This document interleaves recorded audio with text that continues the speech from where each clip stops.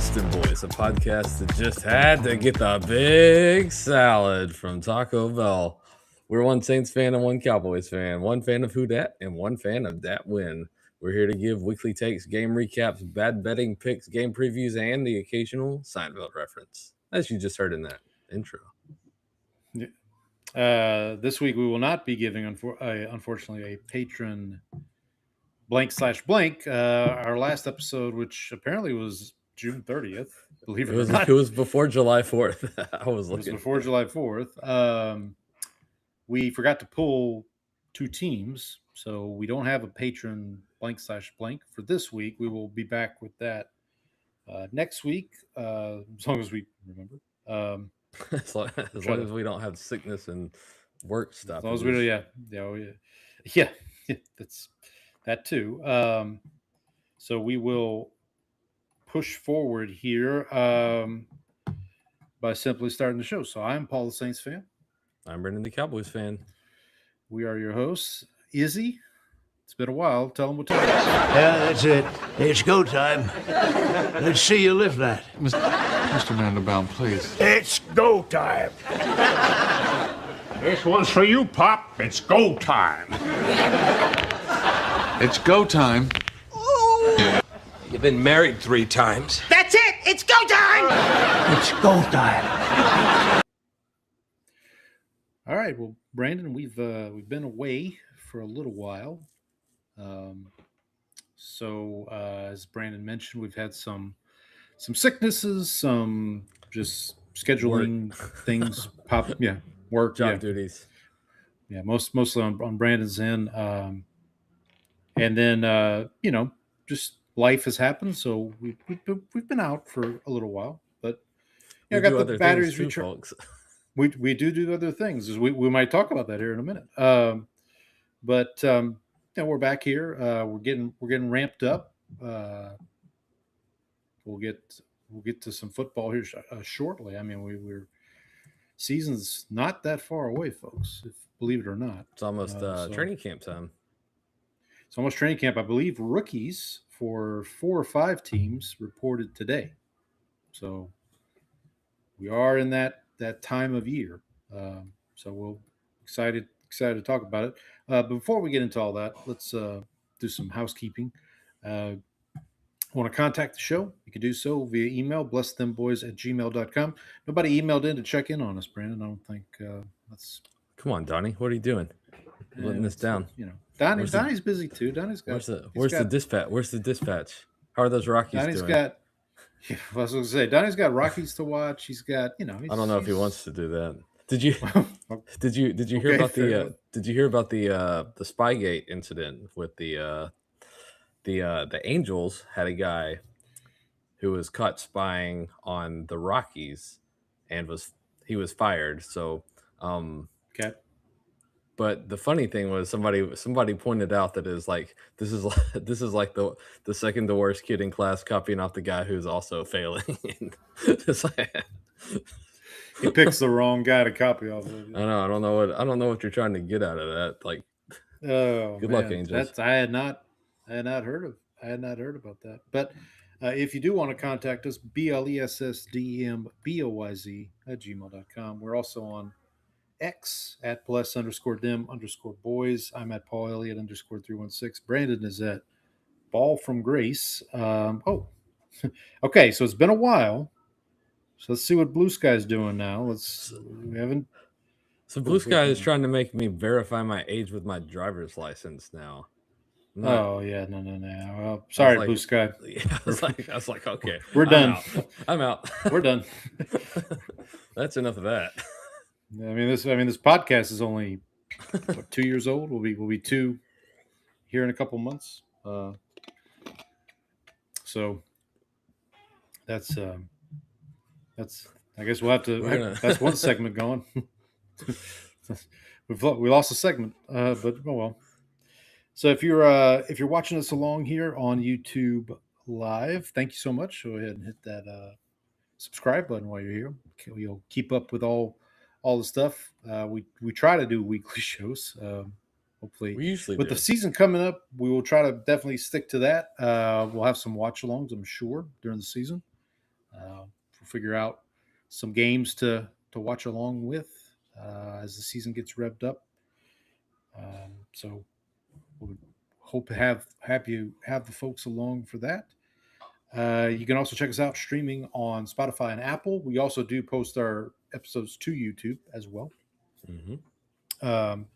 You can leave a rating and review. We ask you that you leave a rating and review. Tell your friends, tell your enemies, tell the bots. Have we gotten any new users or subscribers in the last? We did get one a couple of weeks ago, so we're up to 25 on YouTube. Yes. Oh, excellent. Okay. So well, all right. We're a quarter to 100, so there we go. We're getting there, buddy. We're fighting the good fighter. Yeah. So please help us along here. We're getting ready to cover. This will be our second full season that we do, second full NFL season, and we'll have divisional previews coming up. We'll do picks for the season, like MVP, Defensive Player of the Year, all that good stuff. We also do. I would like to do, Brandon. I'm guessing you'll want to do this as well, but I think we called it the Skins game last year, where we each pick a team and we decide whether we want to pick their wins or losses and tally them up throughout the season, and then whoever has the most at the end, they win. So I believe I came out on top of that last year. You did. It was a close one though. It was close. I do. The Bengals screwed me on that one. That was the big one. Yeah. I do have another game that I would like to propose this for this season. Okay. We're going to steal it directly from another podcast, which is a soccer podcast. Okay. I mean, it's going to be. It is called Points Are Bad. Points are bad. Okay. Points are bad. It comes with the song. So the song goes, "Points are bad. They're really, really bad. Points are good. No, they're not. They're really bad. Points are bad. Points are bad. You don't want the points because they're really, really bad." Sounds like this sounds like a Borat song, or like something from Sacha Baron Cohen. It's one of those so bad it's good sort of things. Yeah. Okay, so points are bad. Yes. So what they do is I'll give you the outline of how this works for the soccer games, and then we'll transpose it onto football. We'll translate it. Yeah. So they pick 2 to 3 games each week out of the slate. So Premier League, there's 10 games, so we can do 2 or 3. And then what they'll do is they have to predict the score for that game. Okay. And so, like, let's say it's Manchester United versus Chelsea. And so let's say I say it's going to be Manchester United 2, Chelsea 1. Okay. Well, the score turns out to be Manchester United 0, Chelsea 2. And so every point that I am off, so I picked Manchester United 2, they scored 0, so I'm off by 2. So I had 2 points on that side. And then Chelsea scored 2, and I said they would have 1. And so that difference is 1. So I had 3 total points on that. So it's an absolute value of the difference. Even if you get the win or loss right, it's about the score. So even if they score, whether they score more or less, you get so basically you have to get it right on for it to be good. 0 points. So if I say it's going to be Lions 34, Saints 17, it's got to be that for me to for 0 points. Scores for 0, which is good. Yes. That's why. Okay. So it's a golf thing. Points are bad. You want low score wins, and so that's what I. But there's no way. But there's no way to go into the negative, right? You can only go right. You don't get negative points. So it's the absolute value, basically. Right. So the best you can do is get it right on. Correct. That is correct. So any delineation from your score is bad, pretty much. They also, and I need to go back because I think they also picked the table. So like the standings for everybody, and you also got the differences in where they finished in the standings too. So if you picked them to finish 15th and they finished 10th, you got 5 points for that. And so that was another way. So there may be a way to also incorporate Okay. that, so we can see about that too. As a season long. Yeah, season long. So there's the week by week one, but also a Right. season long points are bad. And then for so you said they do 3 games a week.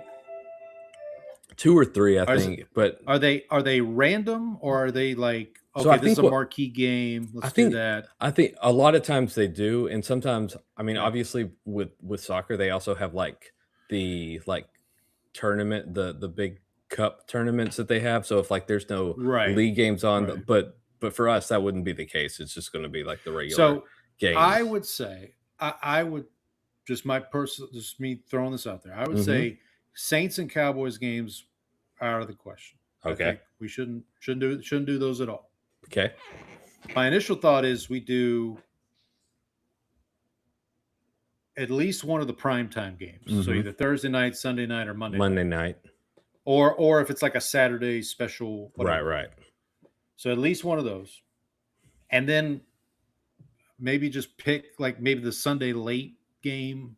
Yeah, Like and the marquee early window the game big on one, Sunday. yeah. And then we can also Yeah. and choose, and sometimes they also do for fun some games between like garbage teams that are just going to be like like Jets Browns, So- like let's pick Jets Right. Browns here. Yeah, Exactly. So Yeah, that's, so I was- so that's fun. We get down to the end of the season. It's like, well, and then because we get down to the end of the season, it's going to be like last season where you have Jets Titans in week 15, and they're both 2-win teams or whatever. And, yeah. Exactly. So okay, I'm down. I'm Yeah. down. All I'll right. have to I'll have Update to the modify spreadsheet. my I've already I've got our sheet from last year. I've just updated it for 26. But we can add that piece to it. And we'll call that the points are bad Mhm. game. Okay. All right. So that's exciting. Got a new game to play. So that'll be fun. All right. Well, we'll talk a little more. I mean, there's not a whole lot of football to talk about. As we said, training camps are getting around. There's been a couple news items, at least for the Saints, blown by the Cowboys, that I do want to briefly touch on in a minute. But before we get to that, we here, as Brandon alluded to earlier, we're here at Bless Them Boys, do pride ourselves on being able to discuss other things. But enough about fish. I can discuss other things, you know. All right, Brandon. What have you been up to? Basically, the month of July here. I know. So I think before we left off last time, it was right before July 4th. Right. So we did go up to kind of close to East Texas to one of our friends has some like land out there, and so we hung out with them. And we watched. Oh, I did mean to mention this because we did watch a children's movie, Okay. Oliver and Company. I'm familiar with it. Yeah. Yeah, and so it had a Seinfeld connection. Okay. Now this is an animated movie, right? It's an animated movie. It's based loosely on Oliver Twist too. Like it's Right, an animal right. version of Oliver Twist, basically. Right.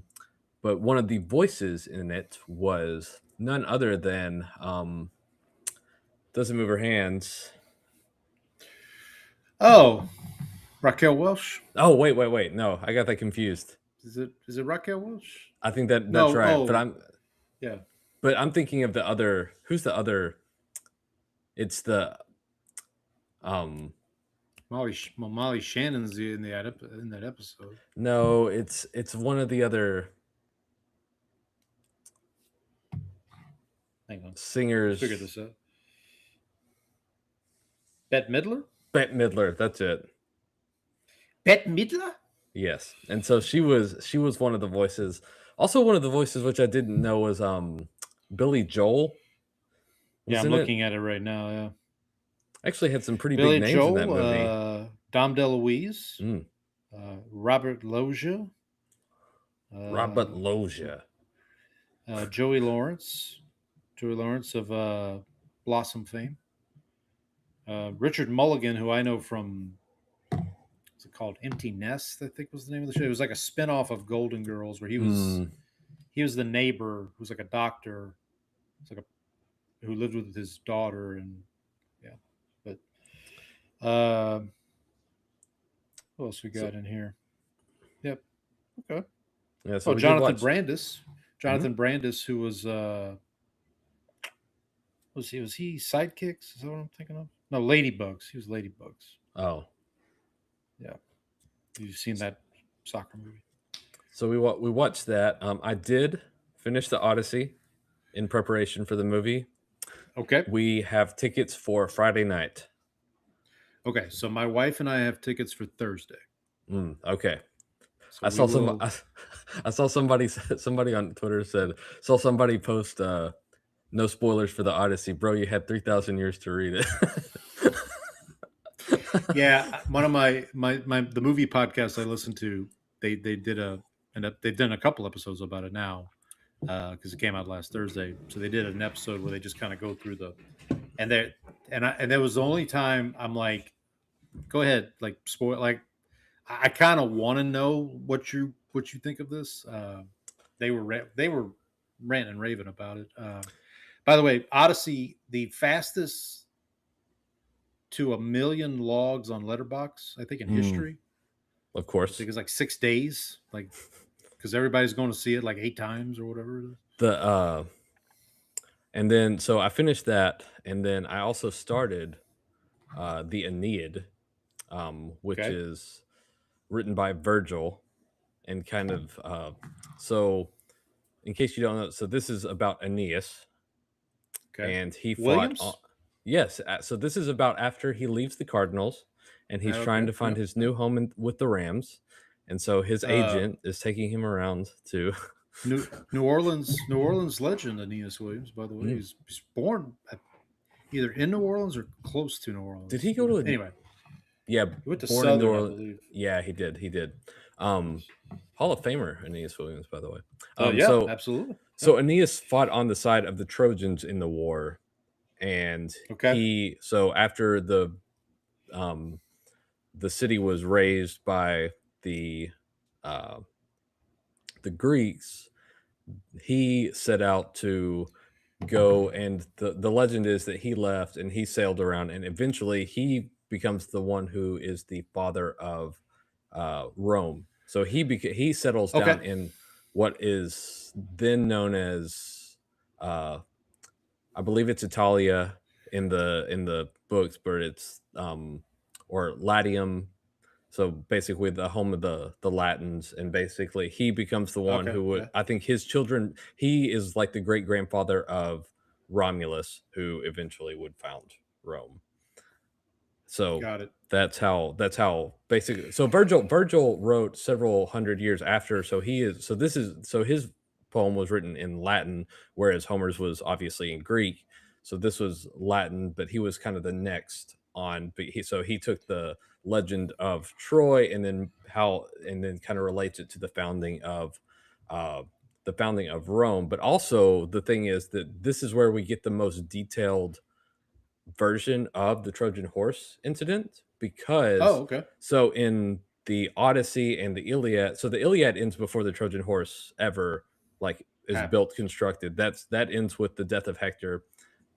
Odyssey picks up, and Odysseus has already been gone 7 years from the end of the Trojan War. And so he gives a brief kind of recap about hiding inside. Yeah. But the Aeneid is actually book 2. Aeneas gets to Carthage, and Dido asks him, not the singer from not the singer. Tea's Gone Cold and Wonder Why? Exactly. Is that Dido? Yeah. This is before she met Eminem. Okay, good. All right. And so she asks him, so what happened to Troy? How did it happen? Okay. And he gives the whole spiel about how the Greeks built this horse. They were one of the guys recommended, no, we got to destroy this. This is a trick. And then one of the Greeks who had been left behind comes up and tells them about how the Greeks had actually left, and they were going to burn sacrifices to Athena, and then they would be back. But they left this as a altar to her, Token. and if Altar. if the Trojans take it into the city, then the blessings will be theirs. But if they destroy it, and then at that moment, the guy who tried to get them to destroy it, him and his sons are bit by snakes, and they die, and so they see this as a bad sign, and so they're like, "Oh, we got to get this into the city." So, gotcha. So I'm at that part in the Aeneas. Okay. So was Aeneas in the? He was in the horse. No, so Aeneas was in Troy, and so okay, and so he was one of the ones fighting there, and like when the city starts to burn, he's like trying to help save it, but then like eventually he's like, I got to get out of here, and so that's when he leaves. So Aeneas is a Trojan. He is a Trojan. Gotcha. I don't know if you saw the USC social media post that said our Odyssey begins, and it gave the start of their football season, and it's like, I don't know if you want to actually use that. I don't know, bro, buddy. Bro. Yeah, that's somebody said when you didn't do the reading assignment. Right. So I have a question. Well, actually, sorry. I'll let you finish. I want you to finish what you got up to, and then because I had some Odyssey prep that I did as well, not as in depth as yours, but yeah, I want to. Ask some questions about that. Yeah. So. Okay. Obviously, watch the World Cup. I do want to, give myself some props. I did win our family. So ESPN had the bracket that you could fill out once the group stage was done, and so I did win the families. Held on because my brother-in-law and sister both picked Argentina. I had picked France, but I had gotten enough points in the earlier rounds to be ahead. Spain beating Argentina then guaranteed me the victory, so props to me. There's a feather in your cap. There's a feather in my cap. Wife and I finished Suburgatory, and I did start. I'd watched like the first 2 episodes, but now I'm about 8 episodes in on Lost now. Okay. So, you've never seen it? I've never seen it. Oh, okay. So interesting. I haven't seen it. How do we feel? How do we feel 8 episodes in? I like it. It's pretty good. It's a slow build because they got to give everybody's backstory here. I think that the best you got to remember, this is back in the day when seasons were like 20 episodes. That's the thing is like I was like, how many episodes is this? And it's like 125. I'm like, okay. Well, there is one season. I can't remember what season it is, but there is one season that got shortened because of a writer's strike. And I do remember it does start to go down toward the end. Like it's not 25 episodes a season toward the end. So there's that. Yeah, the last season I don't even remember. I do remember. I mean, I watched it. So I caught up with it. Did not see it season 1. I think I caught up with it right before the final season. And this is when I told the story before about how I put Blockbuster out of business. How I would. I remember this. when they started doing the Netflix model of like you could purchase by mail, but what Blockbuster did is you could, once you watch what you got by mail, you go to the store and you exchange it for a free rental. And I basically did that with the Lost seasons, and that's how I caught up on Lost.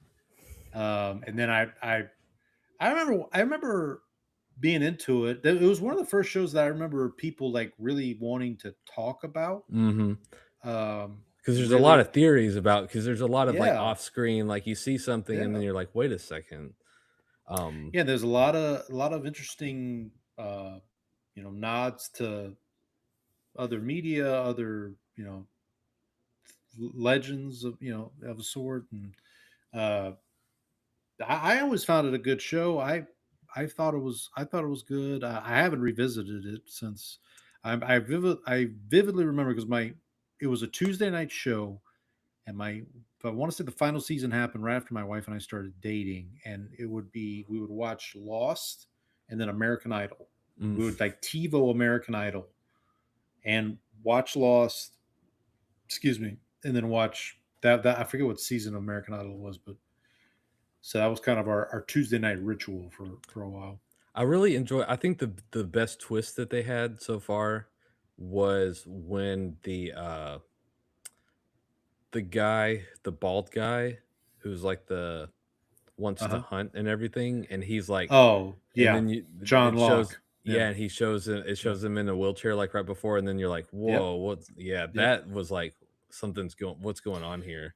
It's like there's something supernatural happening here.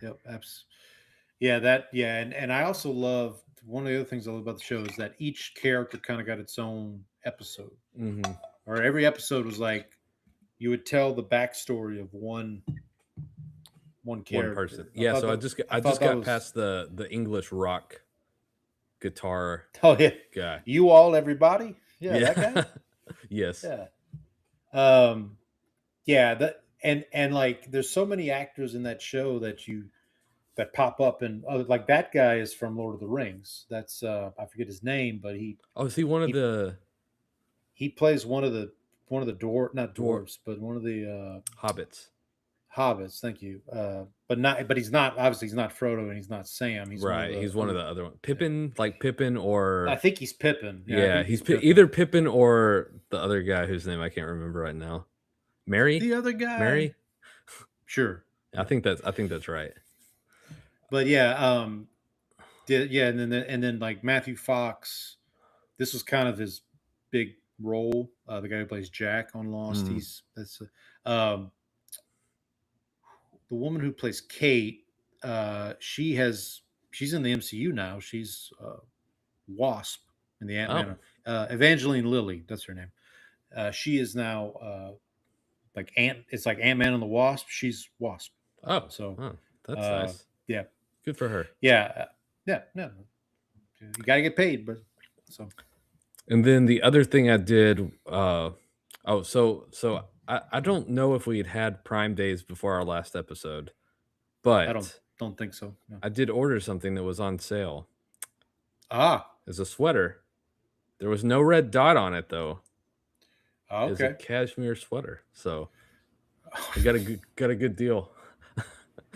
I see I see a very cheap man holding a sweater. It's for cleaning. Is that your wife's Christmas present? You getting that in early, or is that what's going on? Yeah, for helping me get a job.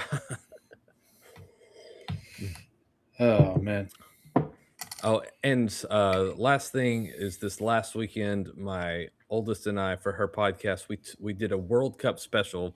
So we took the 4 last countries, so the final 4 in the World Cup, and we did a dessert. So we did a dessert from France, which was creme brulee. We did England, which was sticky toffee pudding. Okay. We did Spain. We did Basque cheesecake. Okay. And the last one was Argentina. We did alfajores, which are like they're kind of like shortbread cookies with dulce de leche in between them. So those were pretty good. So I had her we did like a bracket for the 4 desserts too. And so the sticky toffee pudding lost to the alfajores in the semis, and creme brulee, was it creme brulee? Yeah, creme brulee beat Basque cheesecake. And so the alfajores beat creme brulee in the final. So that's where we ended up. I don't think I've had any of those desserts. You never had creme brulee? Maybe. I don't. I mean, I've obviously heard of creme brulee, but I don't know if. So the tasted it. The show, the Rules of Engagement show that has Putty as the main one of the main characters. He's always saying like that's how they get you, and like he's very cheap. Okay. And so one of the things he's at a restaurant and he's like, don't fall for the creme brulee scam. He's like, creme brulee scam. He's like, yeah, it's burnt pudding. And so anytime that I have creme brulee, I think of David Putty saying, it's like, yeah, it's burnt pudding. It's like Seinfeld when they're like, yeah, and then there's Ziti with that big hole in the middle. That's just oh yeah, George is like, all pastas are scams. That's what it was. That's what it is. Yeah. All pastas are scams. All right, I'm going to turn the light on behind me because it's getting dark in here. All right. Yeah, you do that, and I'll start off. So while Brandon's adjusting his lighting there, I'll jump in here. So so I will Well, start with my. Hold, Go hold ahead. on. I just remembered something because I stood up and remembered my shirt. Oh, go ahead. Because my daughter and I went to see Hamlet at the Texas Oh. Shakespeare Festival in Kilgore. It was really well done. I nice. thought it was really, really well done. I thought the acting was really good. The guy who played Hamlet was really good. The actor who played Ophelia's dad, whose name I can't remember right now, Polonius was really, I like Gotcha. he was he ended up being one of my favorite characters, just because of the way he kind of portrayed, like the way he played the role was really funny. Yeah. I thought he did a really good job of that. But yeah, so we went up to see Hamlet, really enjoyed it. So that's where, so now I am finally done. Have you checked out the movie Hamnet? I have not yet. I want to, Okay. but have not. I gotten believe to it it's either on or coming to Netflix. yet. So Nice. in case that interests you, I did also recently see 2001: A Space Odyssey is available on HBO, and that's been like on my Yeah. to see list Yeah.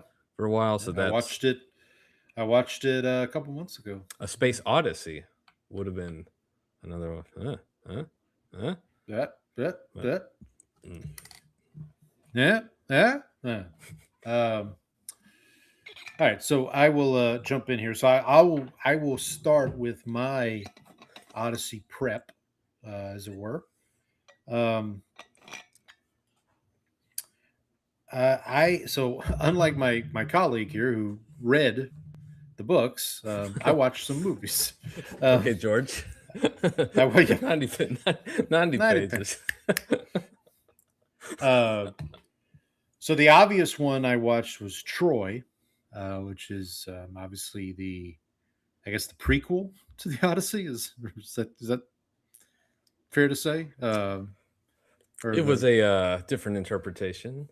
Okay. Well, so this is going to be my question. So I'm not as familiar with all this. So let me tell you about that Helena Troy, because that she could have launched 1,000 ships.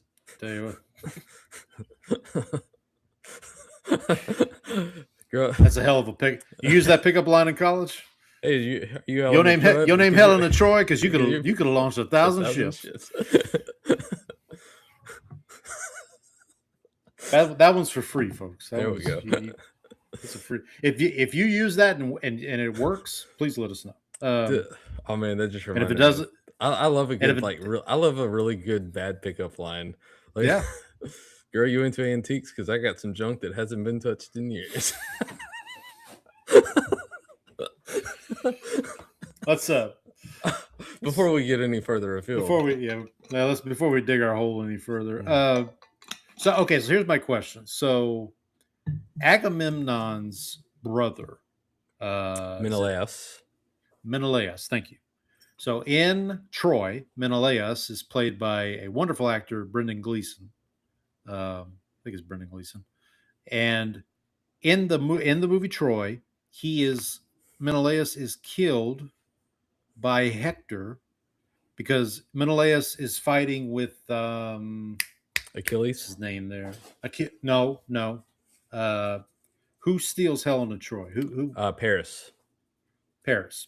So Paris, who's played by Orlando Bloom. Troy, is challenged to a duel by Menelaus because Menelaus was Helen's husband, and he felt cucked a little bit, and so they're in this battle, and he's beating Paris down pretty good, and basically Hector, played by Eric Bana, comes along and says, "Hey, ease up, whatever," and he's like, "Nope." He's like, "No," and so finally Eric Bana or Hector just says, "Screw this," and he kills him. So is that true? Did that happen? Okay, I didn't think so. So the way that happens is so they do challenge. The duel does happen, and Menelaus is beating Paris pretty badly. That version of Troy, I think, took out the gods, because the actual stories have a lot Yeah. of the gods and goddesses of Greece are like they interfere a lot. so Okay. Okay. so I want to say it's Aphrodite like is like, oh no, they're gonna hurt beautiful Paris, and I love him. Yeah. And so like she like comes and whisks him away to safety back to his bedroom. And so Gotcha. that's so Menelaus actually ends up surviving the whole war and going back Well, home this is with Helen. this is my this was my question, because Mm. in the Odyssey, I haven't seen it yet, but I've seen the trailer, and I know in the Odyssey, Menelaus is played by John Bernthal, who Mhm. is who I love, he's a wonderful actor. And they were showing him in one of the trailers I saw. He's speaking to the son of Odysseus, Telemachus, and he's talking, and I'm like, wait a minute, how can he? How can he? Something's not adding up here. Now I know Christopher Nolan likes to play with time and do weird things. That's so, what we know. That's okay. All right, so makes sense. Okay. And plus, I don't know who's playing. I don't even know if Paris is going to be in the Odyssey, in Christopher Nolan's Odyssey. I don't think he's in the Odyssey.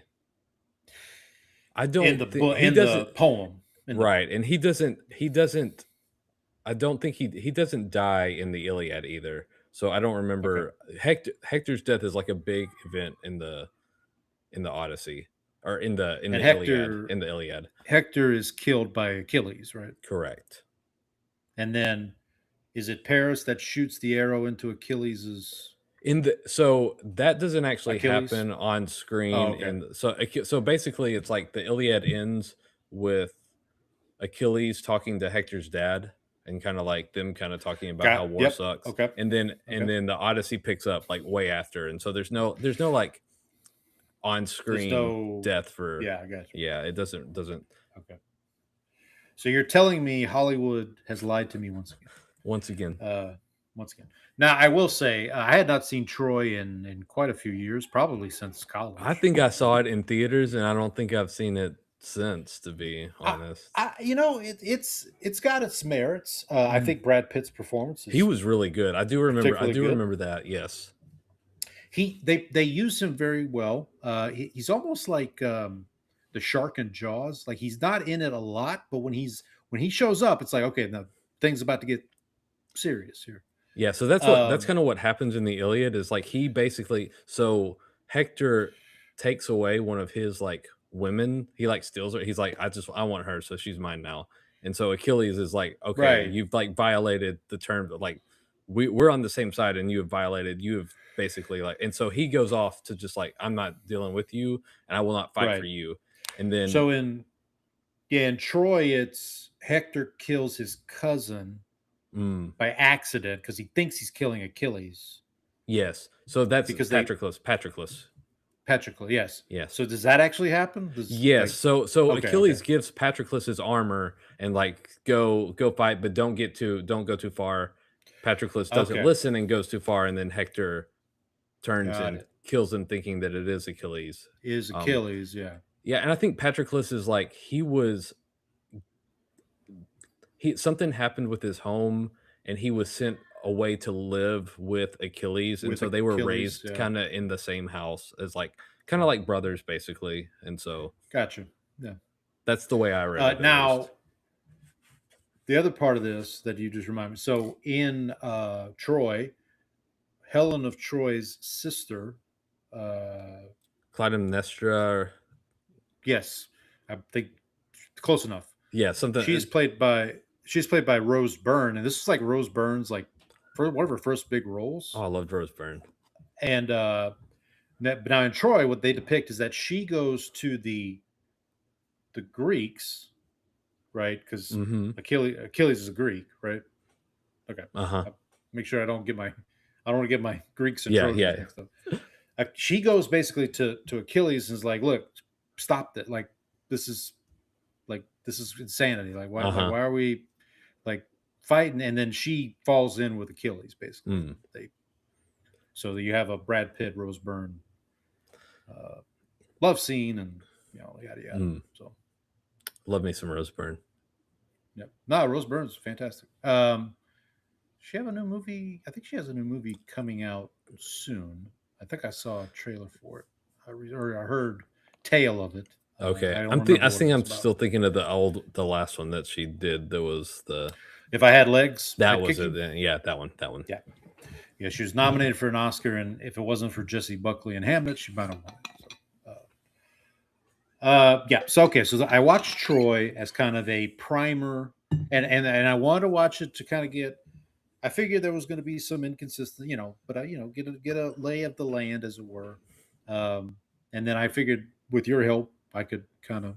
So I feel pretty good going into the Odyssey on Thursday. I'm gonna sit back and enjoy. It is 2 hours and it's almost 3 hours long. So make sure you use the restroom first. Yeah, use the restroom, or try to find a decent spot to take a break if you need to. And another movie I watched, which is not related to the Odyssey or anything like that, but it is an epic. It is it's an old epic from years gone by. Is Lawrence of Arabia. I'd never seen it before. It is currently available on Netflix. It is 3 hours and 47 minutes long. So it is. Is there an intermission at least? It is. There is an intermission. Okay. There's an I need intermission. 2 intermissions for that movie. And I'm always fascinated too when I watch movies like that. It's like, where is the intermission? Because you would think it would make sense to be like halfway, but obviously they want to put it in a spot that makes sense from a story. Not just like dead center. It's like, and then I intermission. Right, exactly. And actually with Lawrence of Arabia, it's probably like 2/3 of the way, honestly. I feel like that's actually better. It's a wonderful movie. It is I would implore you, if you are going to watch it, if you can find a way to watch it in theaters, it's probably best, because that's what it's known for. Is like, it's majestic. The shots, I mean, a lot of desert shots, a lot of these long shots of camels riding across the desert, and just a beautifully made movie. A great score, great performance by Peter O'Toole as Lawrence, as the titular Lawrence.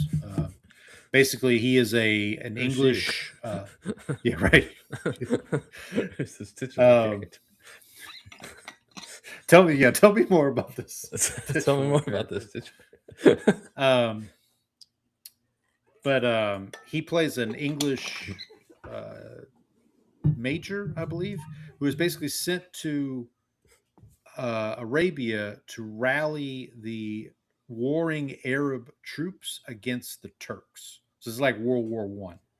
And he has some, I'll say, moderate success, and then things go from there.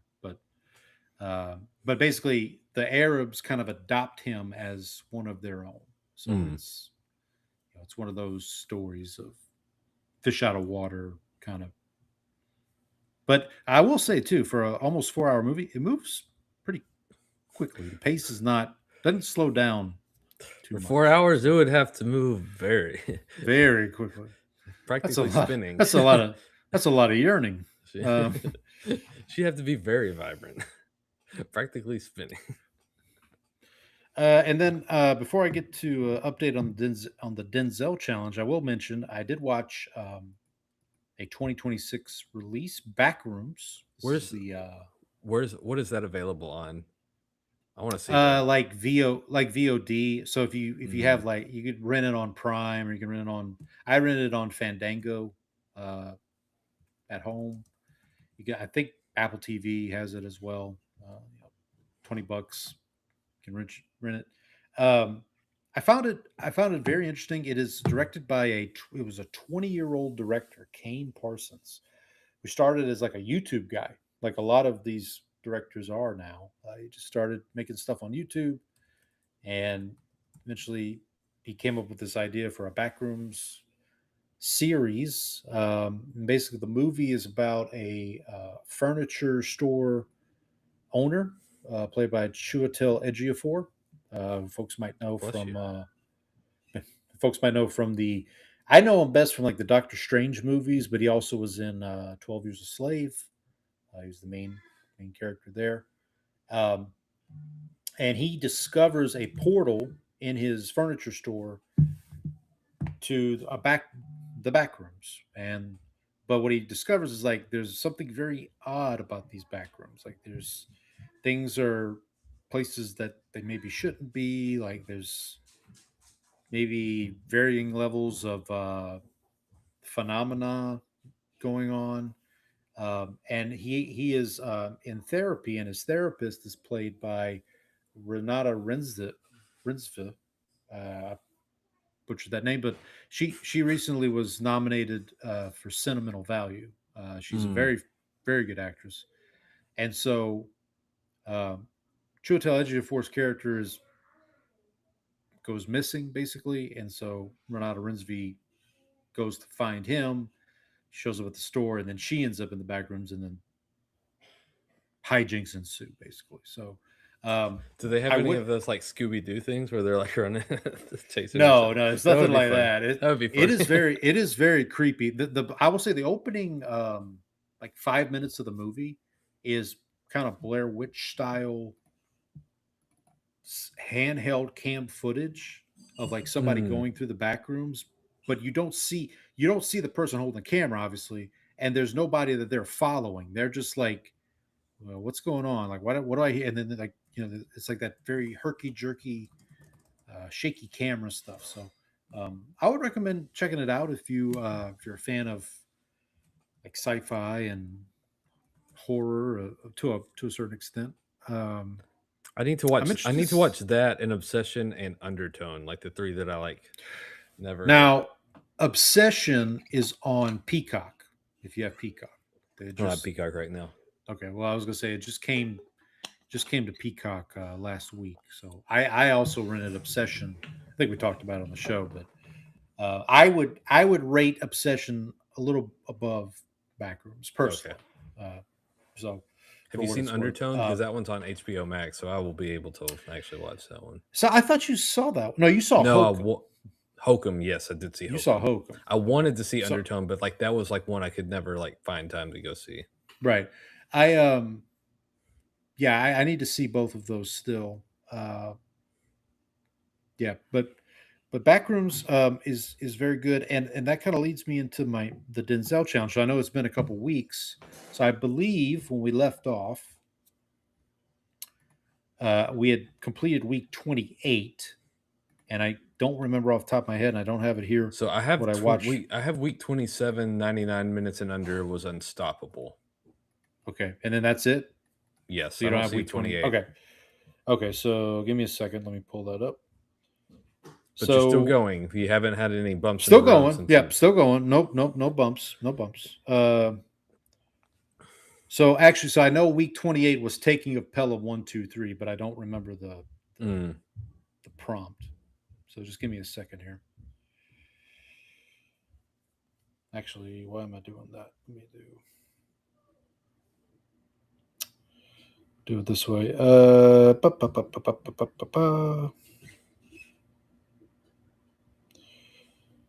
Okay, here we go. Let's see. Week 28. So, 27 was 99 minutes. Week 28 was New York. So, just a movie based in or about New York. Taking of Pelham 1, 2, 3. It's a remake of the original. I've talked about the original film before because the original film features our guy, Jerry Stiller. Was American Gangster set in New York?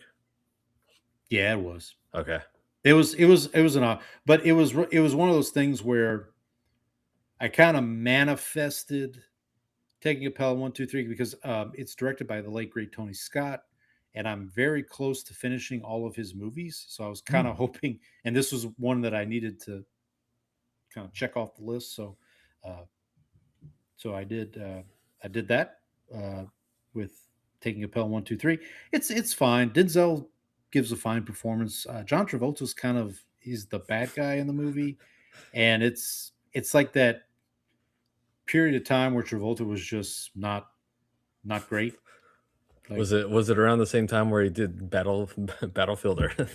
Yeah, well, it was after. Yeah, okay. And it's so he's kind of trying to pick up the pieces from that, and it's just not It's a shame too, because like he came way back with Pulp Fiction, and then he kind of had. I like Broken Arrow in '96. That's okay, and then Face Off, which is pretty good, and then he does Battlefield Earth. It's like, all right, we're done, and then he kind of picks the spots here and there. So then week 29, ironically, week 29, also a Tony Scott film that I had already seen. The prompt there was challenge. So basically, like any movie that a challenge is issued or someone faces a challenge, stuff like that, or the challenge is in the title. And the movie I chose for that was Crimson Tide, which is another Tony Scott film. It's about Denzel plays he becomes the XO on a submarine, a nuclear submarine that is captained by the late great Gene Hackman, and so he kind of challenges his authority at one point. They're on a high alert because like a Russian separatist group is trying to basically.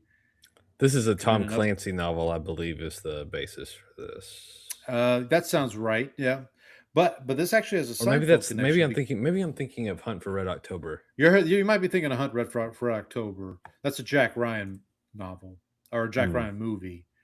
But yeah, I did also watch Hunt for Red October recently because to commemorate the passing of Sam Neill, the late great Sam Neill, who was in Hunt for Red October. Obviously, he's not the main. Sean Connery and Alec Baldwin are obviously the main characters, but Sam Neill gives a fine performance in that as well. Richard P. Henrik wrote Crimson Tide, by the way. Crimson Tide, okay, yeah. But yeah, Crimson Tide, great movie. But the Seinfeld connection is the leader of like the Russian separatist group, or maybe it might just be the Russian government. Now that I think about it, but anyway, the leader of Red. The leader of the bad guys, as it were, is Daniel Van Bargen, who is our guy Keuger from. I think Jerry got a Van Bargen in one of the Seinfeld episodes. He did get a Van Bargen. Seinfeld van. He said, son of Sam. I knew it wasn't Berkowitz. I don't think I ever told you this. I worked with a guy whose last name was Berkowitz, and I never had the heart to bring up to him like, "Hey, your last name is." I'm sure he heard it before. Yeah, son of dad. It's kind of a catch-all. Hunt for Red October by Tom Clancy, Yep. which is the book that introduces Jack Ryan. Right. And so that's an interesting film because Jack Ryan is played by Alec Baldwin, and movies in the 90s, Clear and Present Danger, Patriot Games, those are also Jack Ryan films, but Jack Ryan is played by the incomparable Harrison Ford in those movies. So, just a interesting tidbit there.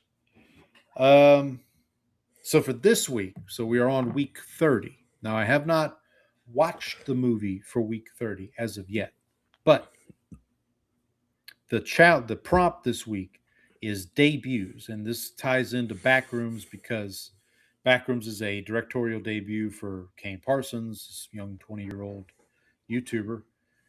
So the idea is basically watch a movie that is either an acting or directorial debut of someone.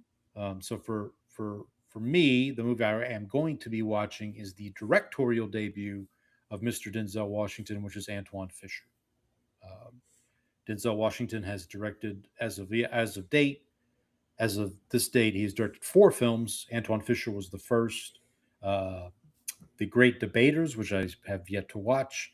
Another movie, Fences, which I've already watched for the challenge a couple weeks ago. And then another movie, which is actually not eligible because Denzel's not in it. It's called Journal for Jordan, which is about a war vet who is writing a journal for his son. And in We the said war vet. I thought it might have been the country of Jordan. no. It's well, it's funny. So the character's name is, or the son's name is Jordan, but the dad who's writing the journal is played by actually Michael B. Jordan. Oh, So that's which is kind of confusing. But yeah, Denzel directs that movie, but he does not appear in that movie. So do you think I we'll will ever not be get wa- do you think we'll ever get an actor named LeBron B. James? I'm sure. Why not? Like, I mean, you know, He'll have to Why- form a why super not? team to get his first Oscar. yeah, exactly. Hey, I mean, Michael B. Jordan got his Oscar right for Exactly, that's what I'm saying. for Sinners. So, yeah. What was I going to say? So, yeah, so this will be week 30. So we're into the 30s now on the challenge. So we're getting getting on the back half here. We gotta run out of movies here in a little bit. So hopefully we can keep it rolling through the back half of the year here. So let me see if there's anything else I wanted to mention. You mentioned July 4th. We did have here at the house. We did the usual barbecue, shot some fireworks off. Excuse me, and had a pretty good time. I think, yeah, the last episode we recorded, I had gotten my bird feeder for Father's Day. It was a Father's Day present, so I still have it, still keeping it going. Have the same usual visitors, a cardinal and a blue jay. So yeah, Albert Pujols, Joe Carter stopping by. No Jose Bautista. No Jose. Come- Well, Jose come- Bautista. Yeah, Jose Bautista. I guess. Yeah. might be coming in to get. If you see Jose Bautista and Ruben Odor in the same bird feeder, you're gonna have some problems. Yeah, some big problems. I do also. I have so we put it up when we first put it up. We put it up in the tree, and squirrels would get in it because squirrels don't care. They're just gonna go for the food. So then what we did is we moved it out of the tree. We got a pole and we put it in away from the tree so the birds could get to that. And then we brought my wife bought it's called a nut bar for the squirrels. So basically it's like a little container that you put the food in, and then they have little stools, and there's little the screws that come up that you can put the corn. There's a These- bartender that comes out and serves them. Yeah. Yeah. Tell someone they've had too much. Yeah, exactly. Needless to say, that bar had to been shut down a couple times already. So, but it's fun. It's something to keep you occupied for a little while. Let me see what else we got here. Yeah, I think that's about it. Anything else before I guess we'll get into a quick discussion here of we talked a little bit about the World Cup, obviously. What is it? Is it Viva España? Viva España. That's so. I was happy to see somebody win, except that's not Argentina. I have to say, in that final game, and I'm not a soccer expert, but man, Spain just dominated that game. It felt like. Well, and Spain did that to a lot of teams. Like the amount of shots that they conceded and the quality of shots that they conceded to opponents in this tournament was like pretty. It was I think it may have been the best ever. And especially on a per game basis.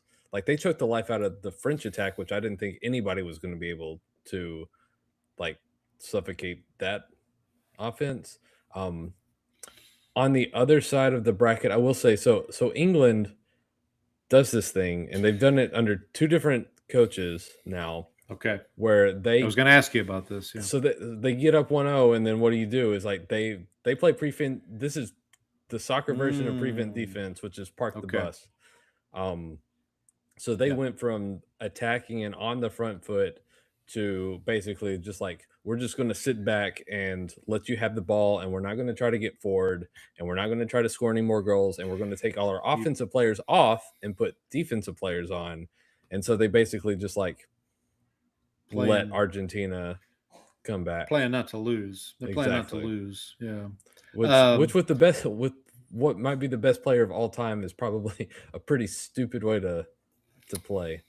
Yeah, So- well, that's what I was going to say about the final. So, watching the final, it reminded me a little bit of like when the Patriots had Brady, and they would have these games where they have no reason they have no reason to win the game. Like the other team's just been knocking them in the mouth, But then it gets to the fourth quarter and they're like only down a touchdown, and then Mhm. Brady pulls it out. That's what I thought was going to happen in the final. I thought, well, surely Messi's gonna, and he came close. He knocked one poor guy in the face because, like he took. I was like, oh, here we go, and Messi takes the shot, and this guy from Spain, I don't know who it was, but he just like takes it right in the eye. It looked like almost, and So I saw someone posted. So all the Spain players had been posting like their pictures with Messi, and this one player the player who got hit in the face, he realized like Yeah. he didn't have like a screenshot of him with Messi, so he posted the video of Messi hitting him in the face with the ball. And so- like what else are you gonna? It was actually I think this actually turned out to be like the games for most of the like outside of Spain just choking the Yeah. life out of teams, like this Yeah. was a really good World Cup. The third place game was like that was fireworks. That was an incredible Wow. game.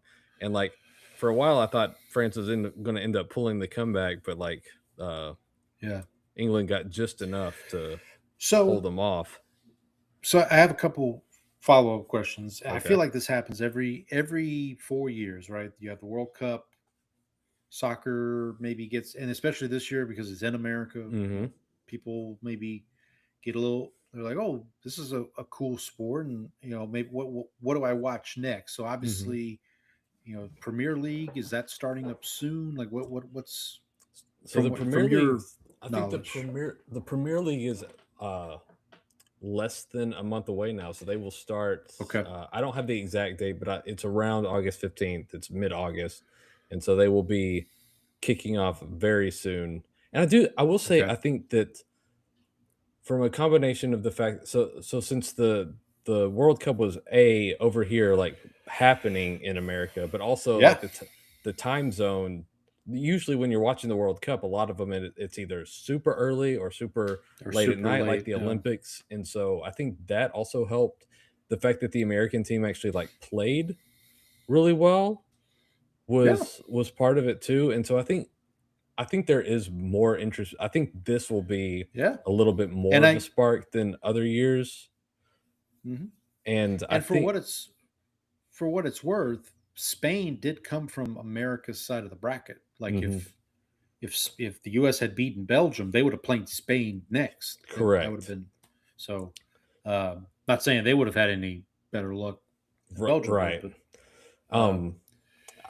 I do think there's also been more interest in getting the American system out from under the pay to play constraints that have kind of Model, held back yeah. getting the best talent into the system, which has been really like one of the biggest problems with developing American soccer talent is the fact that you can't like in France and like in England, like you have the club system, and so the clubs are built to like get their local players in, and if that player eventually like either grows up into to play for the local club professionally, or if they sell them off for a fee, then the club gets a lot of those fees.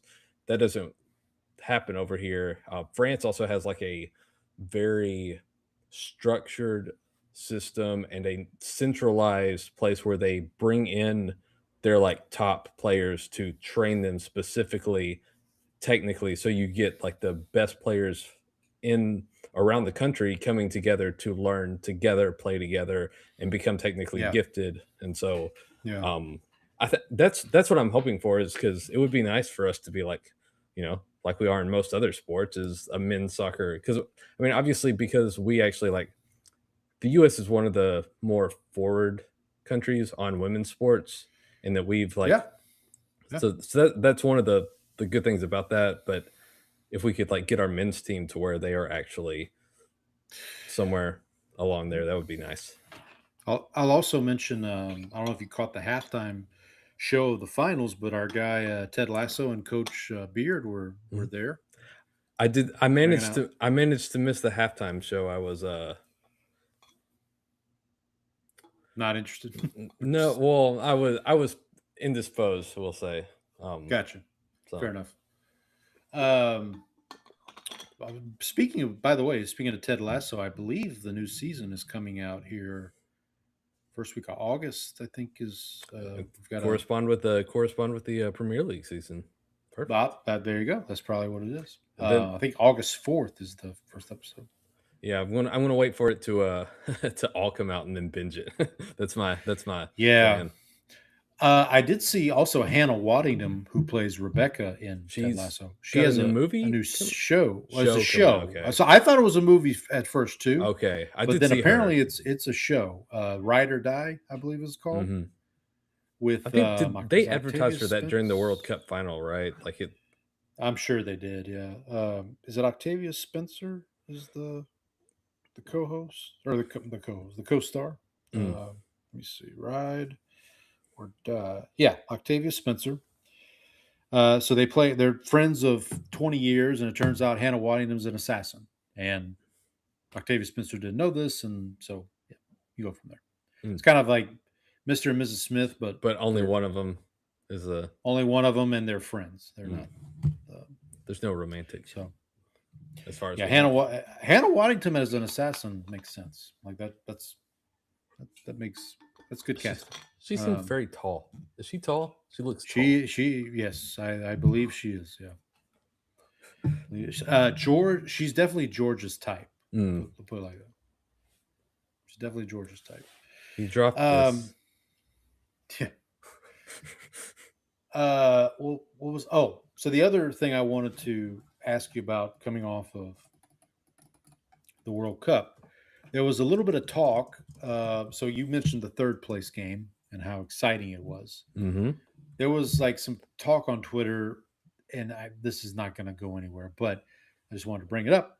Of what if the NFL did this? What if in between NFC AFC Championship week and the Super Bowl, they had the third place game? So the runners up in both conferences. So like this past year would have been Rams Broncos. Now in that case, you have Jared Stidham having to be thrown out against the Rams. Yeah. So it won't happen because the NFL Players Association would never agree to it. I don't think. Even if you incentivized it, like on Rich Eisen show, they talked about, well, what if you said, okay, the winner of the game gets the 19th pick in the first round, like they get the first pick of then you're kind of, playoff and then you team. kind of, yeah, I guess. Like it's just, it would never happen. I get it, but it's not. I mean, it's not a bad idea, or the worst idea, I guess. But I mean, it's better than the Pro Bowl, I would think. Well, that was my thing. Is like, I mean, would you rather watch the Pro Bowl or watch? But you'd have to be competing for something, obviously. So, yeah, that's the thing. Is I don't think the players care about a bronze Enough. medal. Yeah. I mean, unless you said, no, that would be stretching. Unless you said, okay, the winner of the third place game hosts the first game of the next season, which is silly, or like you're guaranteed to host week 1 in Monday Night Football, or what, I don't know, some you get some kind of something, I don't know, but it'll never happen. But it was Let me ask you, Paul. Are you interested in picking up a Premier League team to follow? We've talked about that. You and I have talked about this because I definitely, it probably was the last World Cup when I kind of got somewhat interested in soccer or in football. FIFA. And yeah, and then Ted Lasso probably premiered around that time or somewhat around there, and I obviously was a big fan of the show. And we had talked about. I think I'd asked you. I said, "Well, who would be like the Saints of the Well, Premier League?" there is a team called the Saints. They are currently I not. know. They are not in the Yeah, but Premier they League got right now. they They've got been they got relegated. relegated. Yeah. See, that's the other thing about the Premier League is like there's the relegation and like there's all these marks you got to hit during the season and all that. So it just seemed a little confusing to me. So yeah, my team is currently in the third league because they got demoted. They got relegated in back-to-back seasons, so they are now in the. Jeez. Yeah. So they're Okay, now so in League let's start One. there. So how many leagues are there? Like How many levels are there? or levels? Yeah, that's what. I want to say there's 7 that are technically considered professional. How many Okay. tiers of English football are there? It is okay. It says 24 officially recognized tiers, but like the top. So the professional tiers are levels 1 through 4, and then the National okay. League system are levels 5 through 11. So You go from the Premier League to the Championship to League One and League Two. Those are the 4, like right. kind of the top 4. So you start in League. Let's just say you can start in League 2. You can get promoted to League 1, promoted to the Champions League, and then promoted to the Championship. Yes. Yes. So it's just Championship, not Champions League. So the Champions League is the league between the best teams in all the European leagues. Oh, right. Okay. I'll figure it out. Okay, so you're in the how many teams in the Premier League? 20. 20. Okay, so at the end of the season, they relegate the bottom 3. Okay, so the bottom 3. That's where the NBA got that we may have talked about the proposed draft lottery thing of like the worst 3 teams don't get the best odds or something like that in the lottery. Yeah, so maybe that was where they got the idea. But okay, so 3 teams get relegated, and then do 3 teams from Championship get promoted? Yeah, so there are 24 teams in the Championship. Okay. So the top 2 teams get what's called automatic promotion. So so those two teams are up. Teams 3 through 6 have a relegation playoff or a promotion playoff. Playoff. Okay, makes sense. All right. The 3 and the 6 play each other. They do a home and home. Teams 4 and 5 do a home and home, and then the winners of those play a championship at Wembley Stadium. Winner gets to go up. Okay. I might give it a shot this year. So is there a team that well, maybe, I don't know. Let's see. Is there like a quiz you can take or something? Like, let's look. Yeah, that's a good idea. We should look into that. Maybe give me a little time to do some research. And we can. Okay. Yeah, there's a New York. So the New York Times actually has a quiz. Oh, there we go. I guess from the Athletic. I don't. You don't have an Athletic account, I guess. I do have one actually. Okay. Let me see here. I could send you the link. Well, it's not working for me here. Actually, let me see if I can if my computer will cooperate. Let me see if I can pull it up on. Which Premier League team should I support? Thank you. Let's see. Okay, I've got the Times link here. I don't know if it's going to let me. I'm opening it right now on my phone. Okay. Let me try to log in on my Google account. See if maybe they'll give me a free free. Here we go. Okay. All right. Got it? Yes. All Question 1. What do you like? I'm ready. What do you like in a soccer club? An international giant, one that's tied to the local community, a team on the rise, an underachiever. You love those rare upsets. So it'd probably be either tied to the community, because I mean the Saints are That was my thought too. okay. So let's go with that. Tied to the community. Okay. What style do you like clubs to have? Full out attack with little regard for defending? Lots of passing between players as they patiently try to unlock the opposition? A more balanced approach and looking to counterattack if the opportunity arises? Focused on defending and keeping the opposition at bay? If we're going with the Breeze initial Saints, thought- that sounds like all out attack. With Yeah, I little was gonna regard say- for defending. Little guard. Yeah, that was my first thought. But then I thought, I mean, I would prefer a balanced attack. All right, let's go with a balanced approach here. But yeah, if we're comparing it to the Saints of yesteryear, yeah. Then, What do you think about clubs spending lots of money on player transfers and wages? More than happy with it. It's a necessity in the modern game.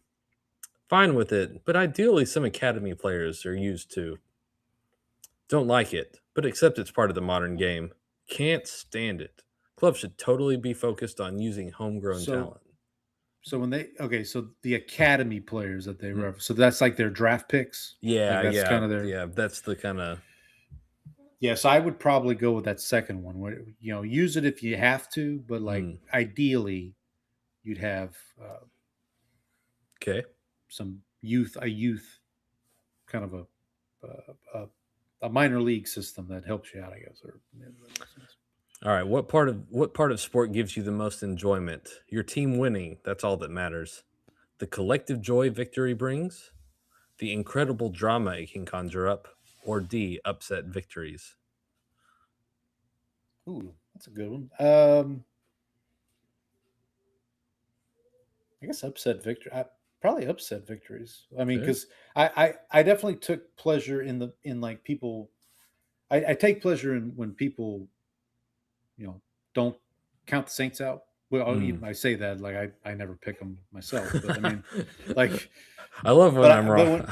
I love when they prove me wrong. But I mean, like when I remember those seasons with Breeze where it's like, oh, the Saints aren't going to be anything this year, and then they end up in the NFC Championship game or whatever. So probably that upset victory one, I guess.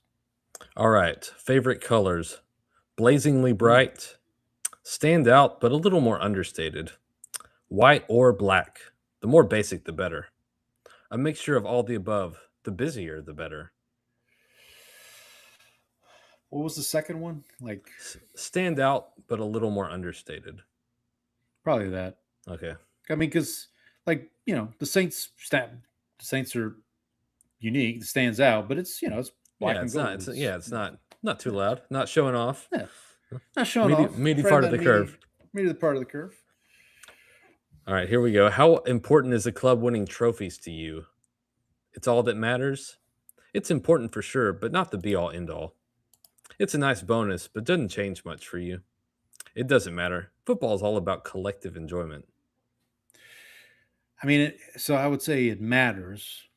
Obviously, everybody, at least in an NFL context, you don't start the season hoping your team sucks. But it's not. I would say, I don't think it's all the way like that's what matters the most, but probably the second one. Like, Okay, not it's in important the for be-all. sure, but not the be all end all. Yeah. Okay. How important is the club's history to you? Important, but care more about the present. Hugely important. A club without history is nothing. Not too fussed about a club's history. Care more about creating history in the here and now. Probably that one. Okay. Let's create some history. I mean, it's important, but it's. Which of these has you most excited about the World Cup? Seeing the world's best players all deliver? The thrilling knockout stage matches? Smaller teams digging whoops. Digging Watch out there. digging deep and overperforming, or the real underdog stories? Probably the underdog stories. Okay. I'll go with that. What gives you spine-tingling emotions during a game? A thumping victory and the release of joy at the end? A last-minute winner from a homegrown player? The roar at kickoff? The whole crowd singing in unison? Probably the roar at kick, like the anticipation, I would say, of the probably before the game. Yeah. What kind of manager do you like? So that's the coach. Someone Right. with Yeah. someone with a win at all cost mentality, someone focused on the team's style of play, someone looking to build a project, someone who will promote players from the academy. Probably build a project. Probably Okay. yeah. All right, Paul, here's your team. Liverpool. Oh, really? Yeah. Okay. There I've you heard of them. Like about Yeah, this. there you go. I'm curious. I may go I'm, back and take this to see what I get too. So I'm looking here just to so because what I'll probably do now. So I've got my ESPN app pulled up here. I'm going to add Liverpool alerts here, so that if I have a chance to, so I do see Liverpool has a couple games this month. They're probably not. Yeah, those are league like games. the friendlies to like kind Yeah. of the preseason games basically. Yeah, so it looks like Liverpool and Sunderland are playing Saturday, and then next week they have a game against Wrexham. Wrexham is the Ryan Reynolds team, right? That is correct. I would recommend also, if you get a chance, the series on Netflix called Sunderland Till I Die. Really, Okay. really good show. Okay. Also, the owner of that team Mhm. has a Seinfeld connection. Oh, wait, Because- is it what's her name? Kirill Louis Dreyfus. Oh, okay, no, that's not what I was looking. Is she related to He. Julia? Or he? Sorry, he Yes, related? he is related to Julia. Okay. So looking at this, it looks like the season starts late August. Paternal third Nice. cousin, by the way. That's the Okay. So we may have to have, because I'm looking at the standings here. So I see the 20 teams. Some of them I kind of recognize, like Tottenham, Mhm. Sunderland. We just mentioned Nottingham Forest. Let's see. We got that is my Newcastle. team. That is Nottingham Forest is my team's biggest rival, by the way. Your team's biggest. Okay, so Yeah. Newcastle United. Is this Manchester United? I obviously heard of them. Newcastle United and Manchester City are both owned by sovereign wealth funds of Middle East countries. Ah, gotcha. So- Gotcha. Just I a understand. just a heads up there.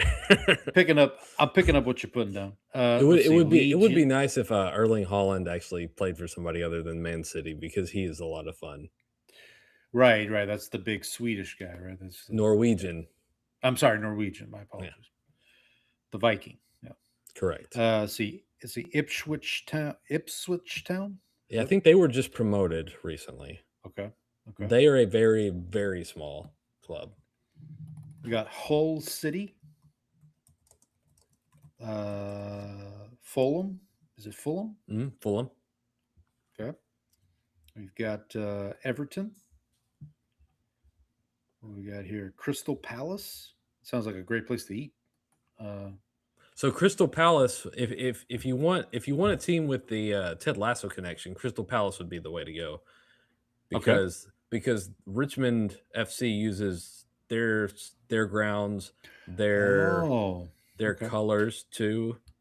So that's kind of like I wouldn't say based on, but it's kind of that's what they use for it's setting inspiration. stuff up. Yeah. Let's see. We also have Coventry City. We have Chelsea, obviously. Brighton and Hove. Brighton and Hove Albion. The Seagulls. Hove, okay. Oh, okay. There you go. Brentford. Yes. Brentford. Yes. My apologies. They're the Aston bees. Villa. Mhm. Aston Villa. The villains. Arsenal. Yep. And finally, AFC Bournemouth. Bournemouth. Bournemouth. Okay. The Cherries. All right. Sure. So So I what think- is Liverpool? What is Liverpool's mascot? It's sort of like a dragon, I think. Okay. Okay. It is fluffy red liver bird. Oh, nice. Okay. Well, hey, I've got a bird feeder, so hey, that makes sense. Is there any? Does Liverpool have any good? Hey, they have an Elliot on the team. Oh, there you go. How about that? There you go. Harvey Elliott. He's 23 years old. He's an outfield. He's looks like a midfielder. So M, the two M is midfield. midfielder, that is correct. Okay. Yeah. So the two big names that you would probably associate with that I would think of with Liverpool right now are Mo Salah, who is Egyptian. Okay. He is probably, I don't know if he's leaving the club, but he has gotten older. He's sort of like on his way down. And then the other is he's an attacking player, and I think at one point he held the Premier League record I'm for not most goals in a seeing- season. So he I'm may not be. I seeing think he may be Mo gone now. Salah's- I think he actually I'm not may have seeing left his in the name. off season. There is a name I do recognize from the Argentinian team, Alexis McAllister. McAllister. Yep. He was in the finals the other day. I remember seeing him. There's also Virgil van Dijk, who plays for the Dutch team, is a defensive defender. Yeah, I see that. Yeah, He Ooh, wears 6'. Virgil. He wears Virgil on the back of his jersey too. So 6'5", 203. That's he is a big dude. opposing fella there. Mm-hmm. Okay, I'm excited. I'm gonna give it a shot. I mean, I can't promise I'll watch every game, but I'll shoot you some texts on Saturday mornings when the games are kicking off. so yeah. So it looks like the season starts. I see August like 22nd, 23rd area. Looks like. Let's see, And first how- game. Yeah, Friday, season August go- 20. Friday, August 21st is the first game. And it goes all the way to May. Is that right? Yeah, Wow. it's like basketball. Well, I guess even longer than basketball. Okay. But do they play every week? Yes, there are some breaks for like international games too. So they'll have some weeks off, and then they'll have the cup games for like there's like the Carabao Cup, there's the FA Cup. Okay. So Oh, okay. So they have like these in season tournament type. correct, yes. Okay. And so the FA Cup is really fun because it takes all of the professional teams from so everybody in the country is in. So every now and then you'll get this team that's like plumbers and guys who like have actual jobs playing up Right. against like a Premier League side, and like it's a big deal. And those are like kind of the fun games, and so that's kind of like what makes the FA Cup a lot of fun. Yeah, I'm looking like it looks like most months they have maybe 2 or 3 games a month, but then like December they have like 6 games. They have like one Yeah, so game that every week. there are parts of the schedule where it gets like a little compressed, and so Okay. All right, so Liverpool it is. If anybody's listening and you know of a Liverpool fan, or let us know. I'll be Yeah. happy to chat with. So who is your team? Did we discuss this? so I cheer for Leicester City, and they are in the third division now. Oh, right. You're right. You mentioned that. Yeah. I guess this year I'll watch the company owned team, which is Everton. Which that would be kind of fun because Everton and Liverpool are city rivals. So they have what's That was called gonna be my question. Like, who's Liverpool's rival? yeah, so they have the Merseyside Derby because they're both in Liverpool, and so when they play each other, it's pronounced Derby. Derby is pronounced Derby. So Derby, I don't know why the British don't know how English works apparently. So I'm on ESPN's app, and they have English League Championship. That's the second Correct. league. Mhm. Okay.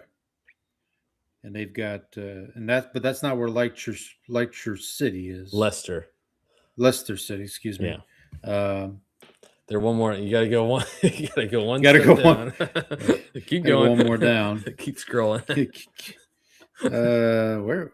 I don't even know if ESPN tracks them. Here we There's go. somewhere on there. English League One. Mm-hmm. That's it. Okay.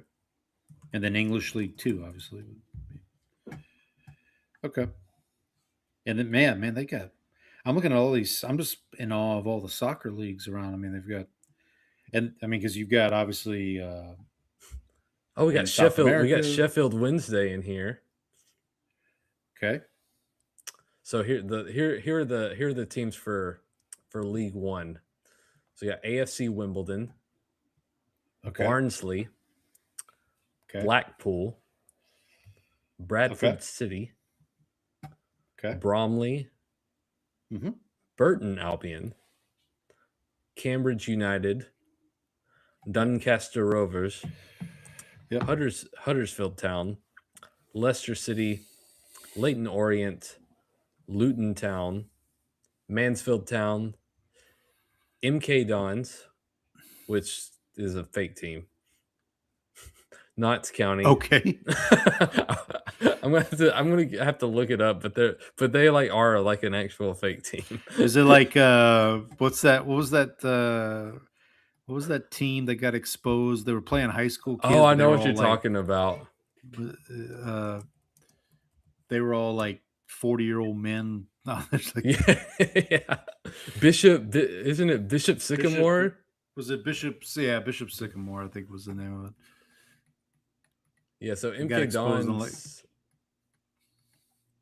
So MK Dons was formed from the remains of Wimbledon FC that moved to Milton Keynes in 2003. When Wimbledon went bankrupt in 2004, the owners started fresh as MK Dons. All right. Fake team. Notts County, Oxford United, Peterborough United, Plymouth Argyle. Make great socks, by the way.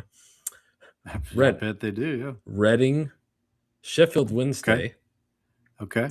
Stevenage, which I've never heard of before, Stockport County, Wigan Athletic, and the Wycombe Wanderers. All right. Excellent. There Well, we I'm go. excited. I've got a Premier League team to root for. So, Mm. of course, Liverpool. Sorry. You might be in trouble. You might be in trouble. Yeah, you might be in trouble here. But I'll try not to bring you down. Don't I can bring help. me down. All right. Let's see. We have some time. Do we want to do Oh, yeah, an immaculate grid. an immaculate grid? Definitely not a soccer one. 'Cause I'm not, Not ready for that. give me some time. Give me some time to prepare myself there. Let's see. Do some NFL. Do we want to do today's? Do you want to do today's NFL immaculate grid, or do we want to? Yeah, sure. All right. So while I'll let the folks know the rows and columns here. So this is grid number 1098. The rows are Buffalo Bills, Las Vegas Raiders, and Brandon's favorite team, the Philadelphia Eagles. The columns, Houston Texans, our local Houston Texans here, the Washington Commanders, and the category of 3,000 or more yards passing in a season. So that figure must have been accomplished with the corresponding team. So in this case, Bills, Raiders, or Eagles. So the way we do this, for those listening for the first time, is somebody goes first. They pick a square. They give their response. The other person gives a response. We usually go with whoever's score is lower. So we do golf scoring. And whoever scores lower wins that square. Person who wins the most squares wins the game. If for some reason we end up tied at the end of the game, we go by overall score. Lower score wins. So, Brandon, I It's been a while. Am I still on a winning streak here? I think I took you down last time. I think you did. Yeah. Barely. That's why I took 2 weeks off because I just No, couldn't. that's it. Just couldn't recover. Couldn't recover. No, Fernando Tatis just hit a 474-foot home run. Is he playing against the Astros? I don't know. I was wondering. I gave up. I gave up on them. I was texting one of my friends who's like really into baseball, and I was like, I need you to confirm something for me. The AL West is bad, right? And he's like, Yeah. It's basically the AL Central now because they've got 2 like teams that are terrible and 3 that are like incredible, just like completely mediocre. Mediocre. Yeah, Yeah, exactly. Well, I mean, the Texas Rangers at the moment are 50-50, literally 50-50. Even Steven. Astros 3.5 back of the Mariners. At this The point. Rangers are on pace to win tonight. They are up 10-0. I mean, the Astros just got swept by the Orioles, so like that's not ideal. I did see that one really cool play where the pitcher like stopped the ball with his back foot and Sure. It is kind of the end of an era. I mean, the Astros just traded Lance McCullers, who was kind of the last. wasn't he a stitch of salary that. dump? Wasn't he like a salary dump? Wasn't Yeah. that what they said? It was Yeah, like, so I mean, it's we're at that point. Like that's. I mean, Verlander's gone, Valdez is gone, McCullers is gone. I mean, all we really have Altuve's the left only are one left, right? pretty much. Well, Alvarez was on the last World Oh, Series yeah. team, so I mean, Well, he gets, and I mean, he'll listen. get- I mean, Alvarez is the best thing about the team by far. at this point, you have to wonder is like, do we just keep this guy around because he's awesome, or do we try to trade him for like 50 prospects? I mean, he is.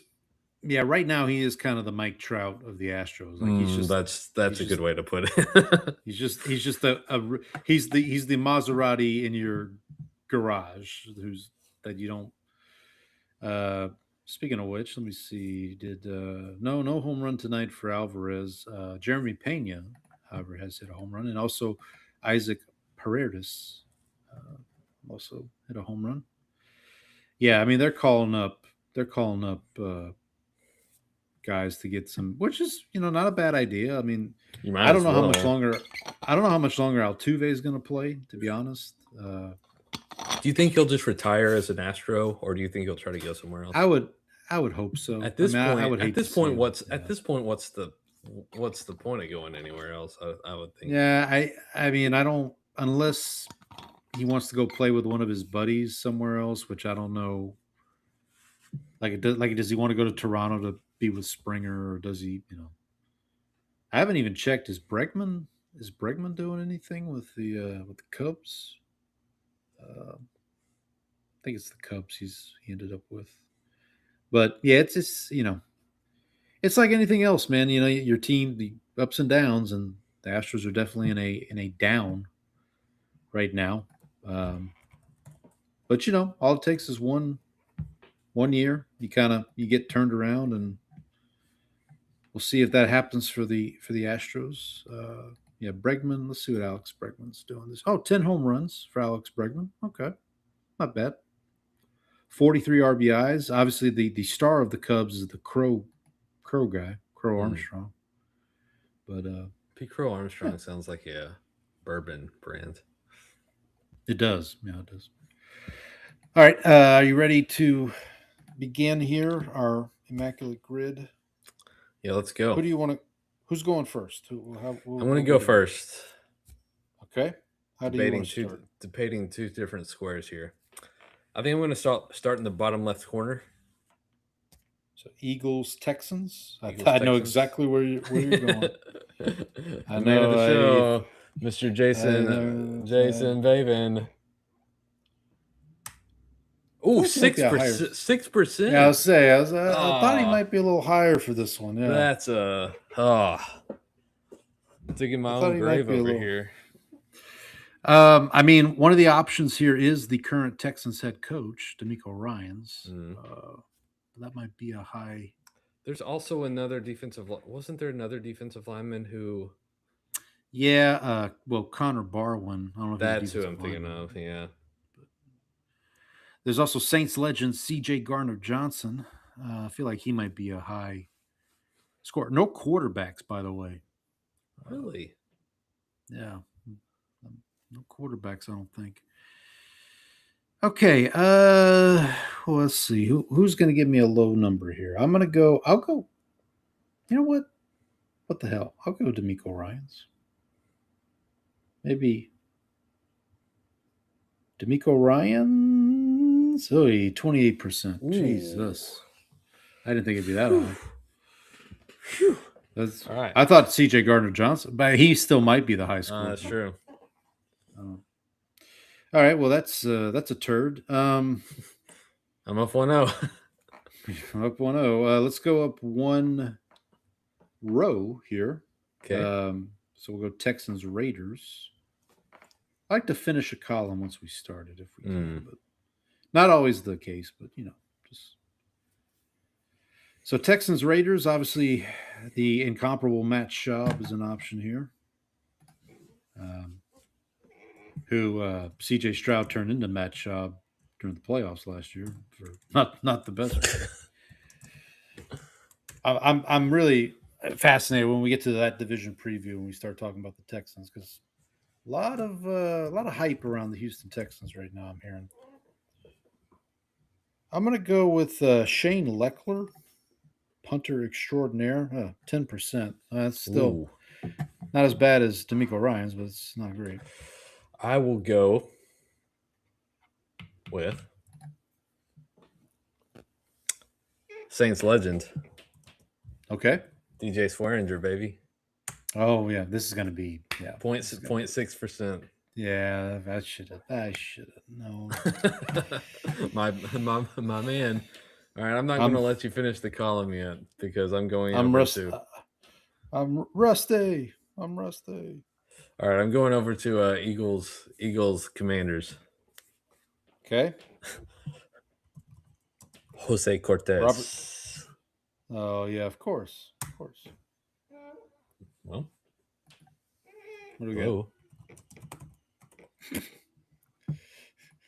0.3%. Jesus. Oh, buddy. If this works, I think we used this guy last year during the season. Dick Absher. 0.02%. Huzzah. I know I don't remember what position this gentleman played. I'm going to check it right now. He was a linebacker. Call him the exterminator. Oh, actually, Saints legend, Dick Absher. Oh, there we go. There we go. So I got one on the board here. Could also have gone with David Akers. I was checking to see, was RG3 not? I don't think he was an Eagle. He was never an Eagle. I don't think so. Apparently, he's got a documentary out. Did you see this? Apparently, there's a documentary coming out about him. He did this post on social media where he put his whole uniform on, his whole Washington uniform, and he's like POV, getting ready to shoot a documentary about still running me out there when I was on one leg against Seattle or something like that. It's like, there we go. All right, buddy. Maybe he was just going through something at the moment. I don't know. All the best to RG3. Also, all the best to Ryan Clark, who got axed from ESPN. Let me ask you a question, buddy. Okay. If you're going to get fired from a job, a television job, would you rather it be like Ryan Clark, where you've just finished a segment? By the way, one of his last segments on ESPN was he was saying the Cowboys were Super Bowl contenders. Someone said that he said the brother said the Cowboys were Super Bowl contenders and immediately got canned. It's like, no, you get out of here. I mean, they let Skip Bayless go on about the Cowboys for years. I don't think that was the problem. Okay. Well, I gotta tell you, I don't know if just keeping Skip Bayless and the punter, the Colts punter, is McAfee. yeah. Well, These, they didn't keep Skip Bayless. Skip's with not Skip Bayless. Skip's not Stephen A. Smith. Stephen A. Smith. Yeah. Yeah, we're keeping those. Well, they two, also and got rid of. I don't know if you saw. They got rid of Tom Pelissero, and Tom Pelissero's very reputable. yeah, they're getting rid of all the good people. Maybe they'll hire Yeah, Diana it's- Rossini. That well, see, somebody said that's the next shoe to drop. Is There they're going to we give go. Rossini this big contract, and so well, we will see. Okay, so is it my turn? Mm-hmm. All right. Well, let's move up a square there. Move up one. We'll go Commanders and Raiders. So I'm thinking, who am I thinking here? Gus Frerotte a Raider? I don't think he was. Rich Gannon, of course, that's an option.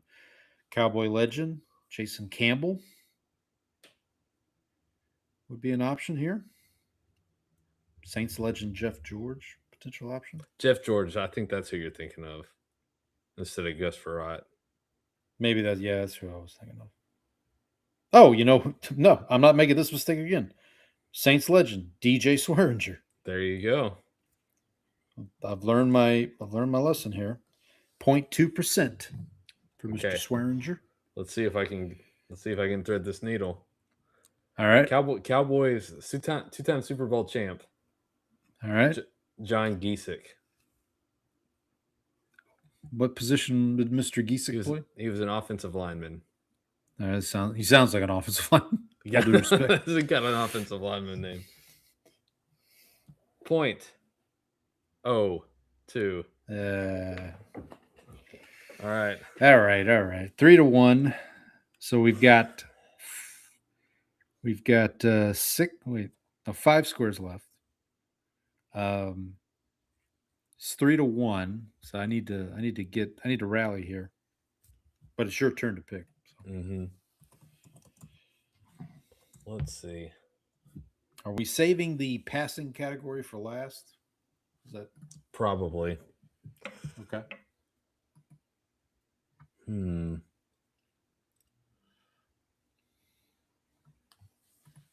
Where to?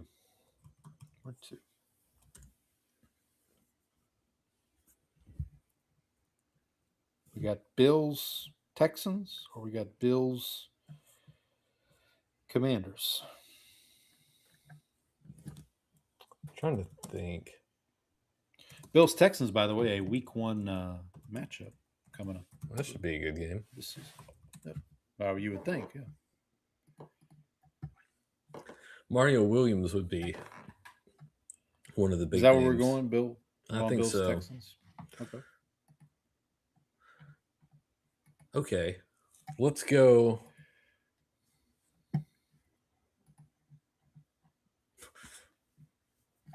Okay, let's go with one of my favorite kickers to use on here. All right. Shane with a Y. Graham. Yep. 0.7%. Also, you could go with University of Houston legend Case Keenum. Mm-hmm. I feel like that would be a little too much. Although at this point, it won't make much of a difference, I don't think, for me. But, Stephon Diggs, also another option here. Stephon Diggs. He's not an option for anybody else, but yeah, he's got a lot of things going on that he needs to take care of. Yeah, I was preparing notes for our divisional previews, and I got to the Bills, the Bills, and it said, or what team did Diggs play for last? No, the Patriots. It was the Patriots. And talk about who got released or who departures. And it was like Stephon Diggs. I was like, yeah, I don't think he's coming back anytime soon. Okay, I'm gonna. Also Saints legend Brandon Cooks would qualify here. Cowboys legend Brandon Cooks. Cowboys legend. My apologies. Yeah. Cowboys legend as well. Fitz Magic, obviously. Mm-hmm. I'm gonna go. I'm going to go with, just because I like this name, Taiwan Jones. Ooh. There's actually 2 Taiwan Joneses, which is Okay. surprising. Are they related? Let me make sure I get the right one. Don't know if they're related. All right, 0.3% for Taiwan Jones. Oh, you beat me. He was a receiver, I believe. Or at least this Taiwan Jones was a receiver. Taiwan Jones. Let's see. There's 2. There's this one who played like 10 years in the league, and then there's another one who played 1 year in the league. Taiwan SD Eric Jones. And the other Taiwan Jones. 1 year for the Jets. He's a running back. This Taiwan Jones. Eastern Washington. So same college, I believe, as Cooper Kupp. Right? Yeah. Is that right? No. Yep, that's correct. So there you go. All right. So what's the tally now? So I'm up 4-2. 4-2. 4-2. Wait. So No, 3-2 because I don't know how to count. Right. We've done 5. Yes. It's 3. So if you subtract. All right, so it's my turn to pick. So we're just gonna go Bills Commanders, and we'll save the passing category for last. Bills Commanders. Why am I thinking Brad Smith? It's a Bruce good Smith. question. Bruce Smith, obviously. That would be a. Ooh. You're gonna hate me, buddy. Oh, you're gonna take my guy, aren't you? Larry Ah, Centers. you Greatest screwed fullback. me. You screwed me again, Costanza. 0.4%. We're coming back, baby. I'm back, baby. Okay. Jeff Francoeur looks well. He's on TV right now. Well, there's another Cowboys kicker who played for both of these teams. Nick Folk? Not Nick Folk. No. Cowboy and Saints legend.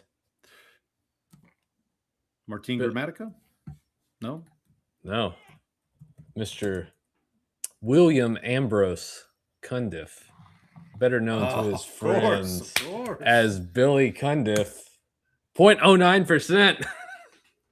Oh my God! Really? Yeah. Billy Cundiff has a lower score than Larry Centers. Hey, the greatest fullback of all time. That's true, of course. Where was Larry Centers born and raised? Tatum, Texas. Tatum, Texas. Of course. I have his autograph, by the way. Legend Larry. So he's not in the Hall of Fame, right? No, he's not, sadly. I don't think so. It's a shame. He actually qualifies for, I think, 5,000 yards rushing and receiving career. Does he have 5,000 rushing? I thought he just said. No, but maybe I'm wrong. But I thought he qualified for like both a rushing and receiving category. He does have receiving 5,000. He has 6,700, 6,800. Rushing, he only has 2,000. Yeah, 2,200. 21. What am I thinking of? I could have sworn he had some. Is it touchdowns? Maybe I'm thinking of. No, he's only got 14 rushing touchdowns in his career. I don't know. But Larry, I remember Larry Centers as a Cardinal, both Phoenix and Arizona, but he also played for. He also has a Super Bowl ring with the Patriots. It's true. He got one at the end there. Mhm. Yeah. All right. So it's now what? 5-2? 4-2. 4-2. 4-2. Sorry. Okay. So I need to win the next 2. Correct. To stay in it. One more and I think you clinch. Yep. Yeah. One more and you. Yeah. All right. Let's lock in here. Okay, let's go with Your the turn. Bills. 3,000 yards more passing in a season for the Buffalo Bills. What do you have, sir?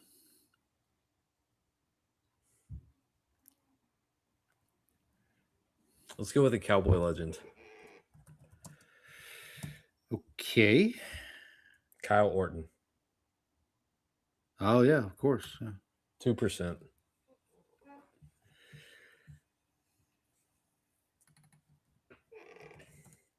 Okay. Going with a legend, not a Saints legend, but a legend of New Orleans, a legend of Tulane, J.P. Lossman. That was the other one I debated. Oh, 3%. See, I thought because he was a little bit more well known because he was a draft pick. So I was like, I'm gonna go with Orton instead. We're talking about J.P. Lossman. We're not talking about Josh Allen. Like, what are we doing? Oh, man. Barely pulled that one off. Okay, so the other, just for yucks, the other eligibles: Josh Allen, Drew Bledsoe, Jim Kelly, Fitzmagic, Joe Ferguson. Joe Ferguson's probably the one I should have. Tyrod Taylor would have counted. Okay. That might have been a low score. Oh, screwed me again, Costanza. All right, I guess it's my turn, right? It is your turn. Okay, I will. I'll just move down one row. Vegas Raiders / Oakland / LA Raiders. 3,000 or more yards passing in a season. Definitely not Jamarcus Russell. Steve Berline also did not hit that total, by the way. Who?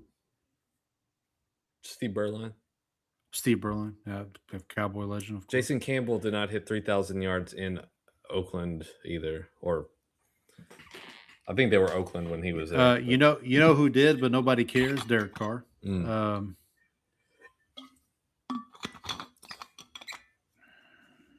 mean, a lot of these names, it feels like are going to be obvious.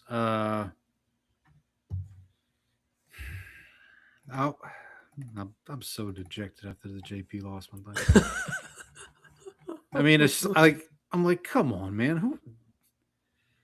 I'll go Jeff Hostetler. This is probably going to be a big number, but 2%.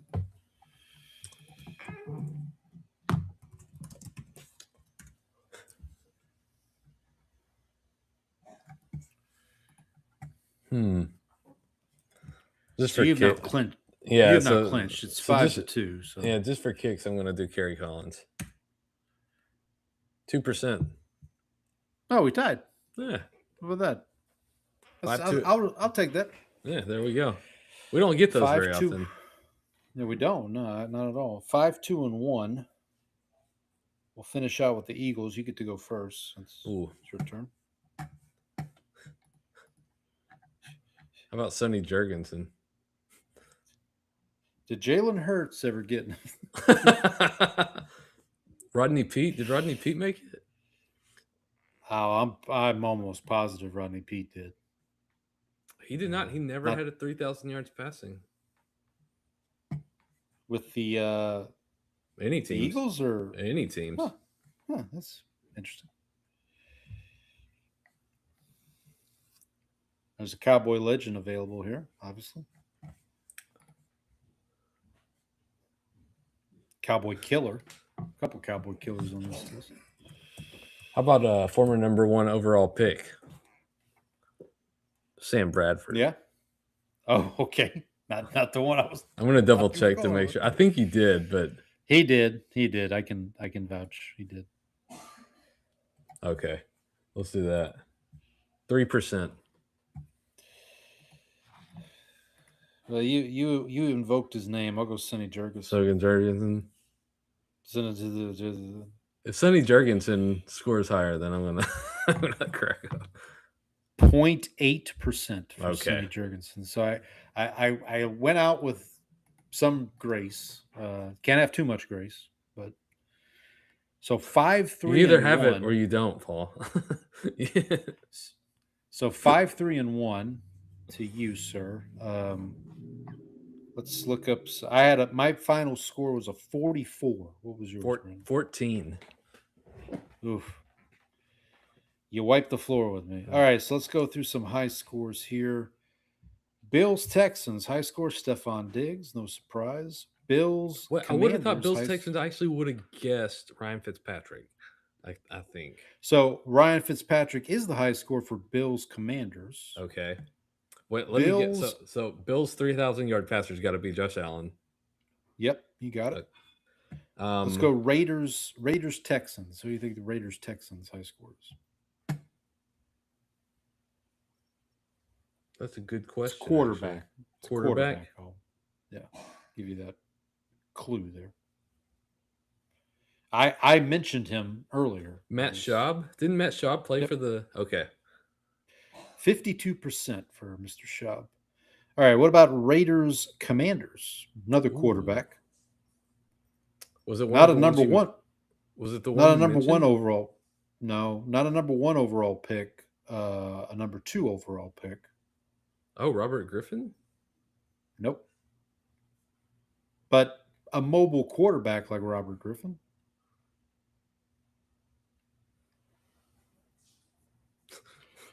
He was drafted number two after everybody's favorite World Cup correspondent, James Winston. Oh my gosh. Oh, Marcus Mariota. Marcus Mariota. Yep. All right. Raiders, 3,000 or more yards in a season. You can probably guess this one. Oh, I mentioned his name earlier. I evoked his name. oh, Tyrod Taylor. No. Derek The Carr. guy nobody asks. Derek The guy nobody asks about. Yeah. Derek See, I Carr. was playing into your joke there. Tyrod Taylor. Yeah. Tyrod. Pepper Johnson. All right. This is a non-quarterback. Eagles Texans. Is it D'Amico Ryans? No, it's not D'Amico. You What position? defensive back. I mentioned his name as we Oh, were. CJ Gardner Johnson. C.J. Gardner Johnson. That's kind of And then Eagles Commanders and Eagles 3,000 or more passing yards is the same person. Donovan McNabb. Donovan McNabb. Yep. Was he a cowboy killer in his day? The Cowboys weren't very good. Okay. I think a lot of people were Cowboy killers at that Fair enough. point. So Was what did McNabb go up against Romo? Would that have been, or was that that was toward the Not that that- would probably, but yes, he would have, because at the but it would have been at the back end of McNabb's Eagles tenure, I 'Cause- think. I was just thinking about this in the Cowboy Eagle rivalry.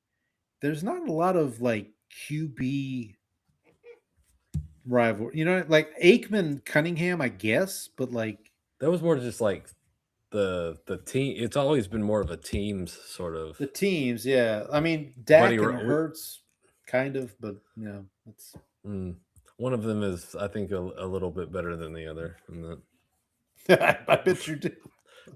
so one of my favorite Cowboys Eagles matchups was like it was a Monday night game, Uh-huh. and the Is it the Deshaun drops the ball at the 1 yard line game? no, Is that the that game? was not that was not a one. So it was the Eagles were up like 13-0 with like no time left, and they just needed to like run out the clock. And so Yeah. the Cowboys scored to make it like 13-7, or no, it was like, I think it was 20-7. And so Yeah. the Cowboys scored, and there's like no time left, or there's very little time left. It's 20-14. Philly just needs to run out the clock. Uh-huh. McNabb throws this like awful underthrown pass straight to Roy Williams. And Okay. like McNabb tries to go and tackle Roy Williams, and somebody like levels him on the way to the end zone. And so they win. The Cowboys ended up winning that game 21-20.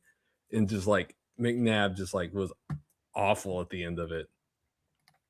So, I not think to that would- not to veer off of the Eagles Cowboys rivalry, I was on Twitter the other day, and someone tweeted about a Saints Cowboys game that I had completely forgotten.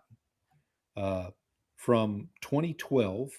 This would have been December 23rd, 2012, week 16. You may remember this game. The Saints at one point were up 31-17.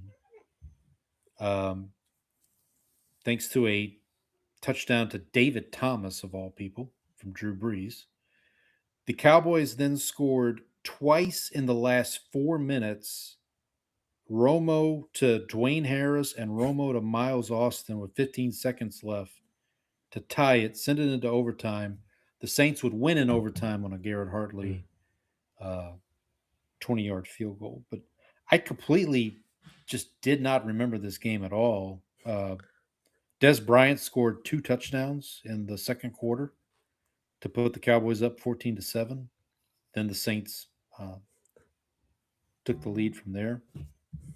But just did not remember that game at all. Brees ended up 37 of 53 for 446 yards and 3 touchdowns with no interceptions. What was Romo's line? 26 of 43, 416 yards with 4 touchdowns and no interceptions. Yeah. So they both. There's not a lot of defense being played in that game.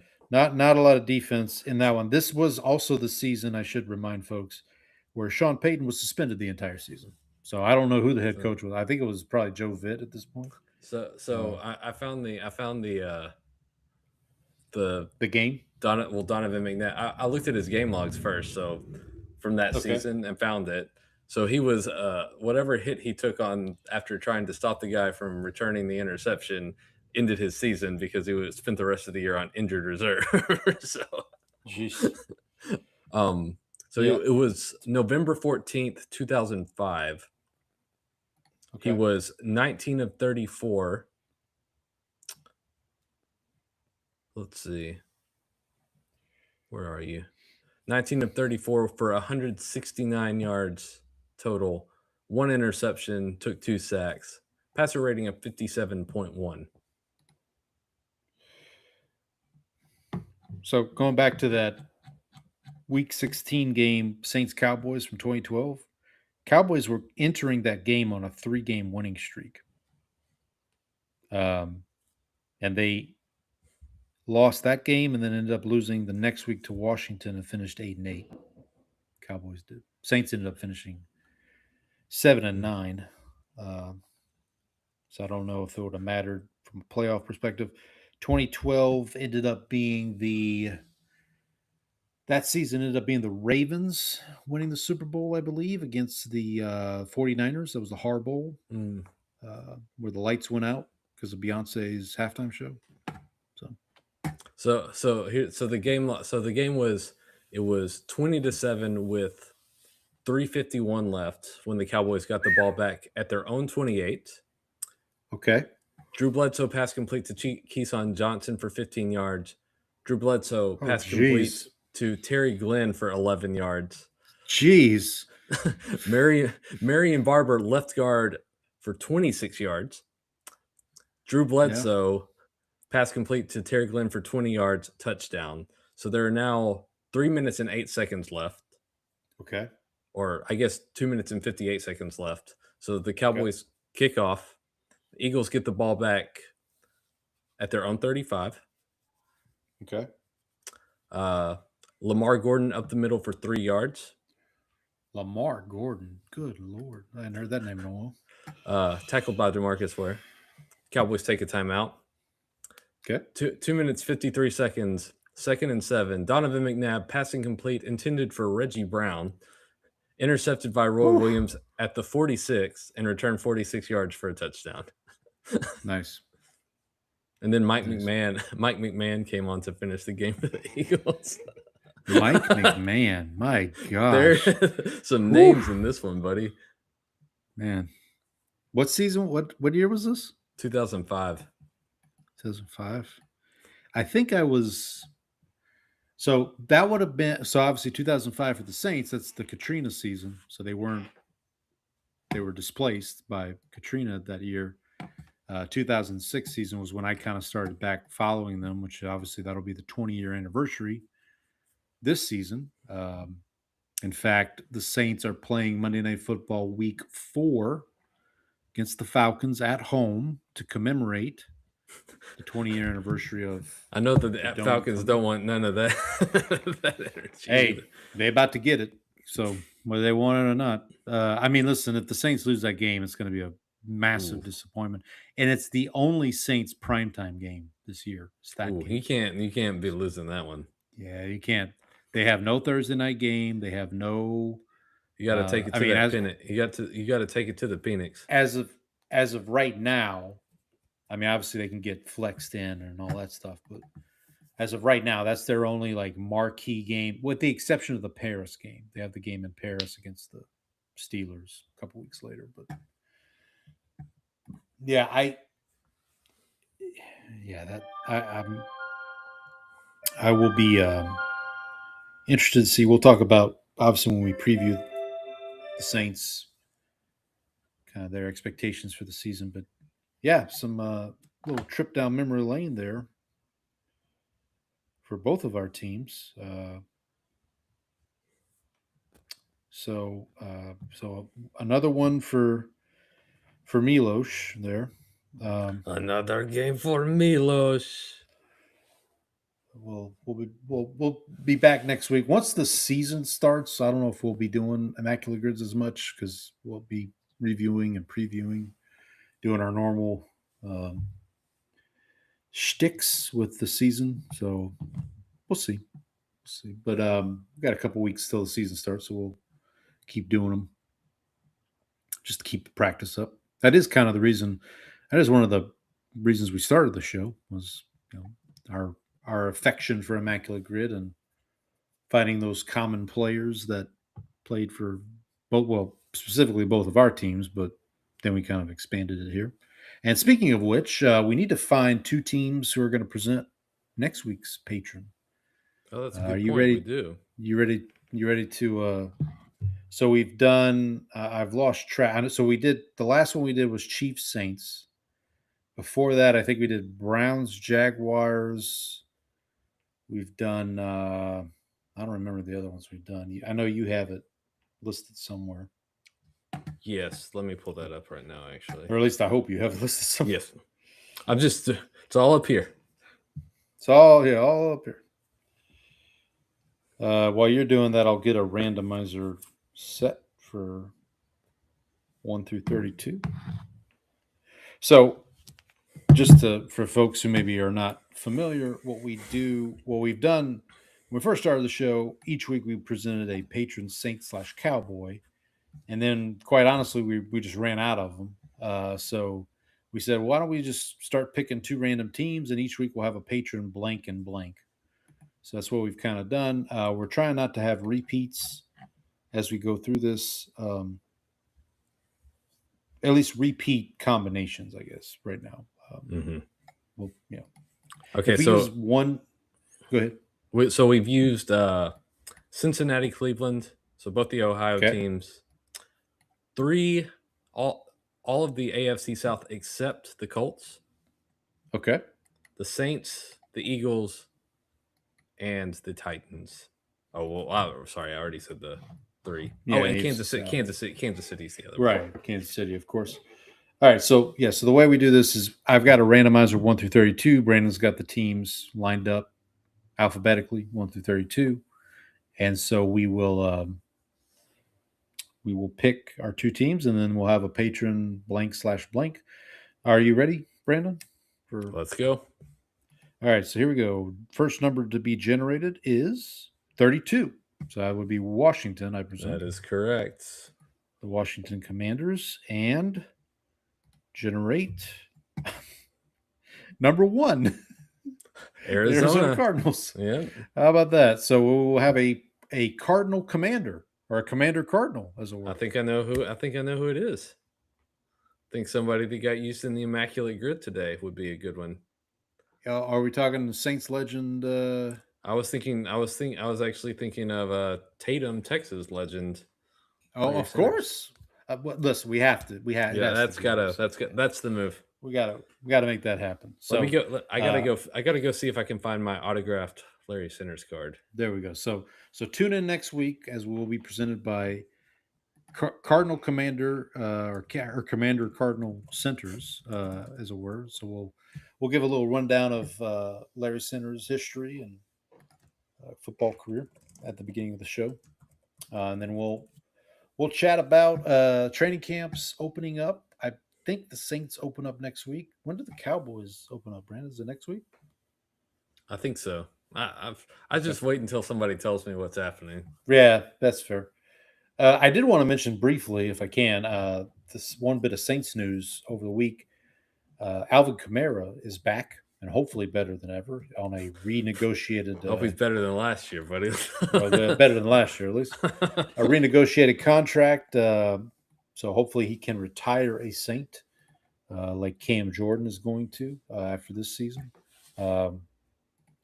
So excited to see that unfold. A lot of good buzz about the Saints, which I kind of don't like to see. I really don't like it when the national media is all about the Saints, because then they end up not doing so great. But we'll see. We'll see if as the season comes.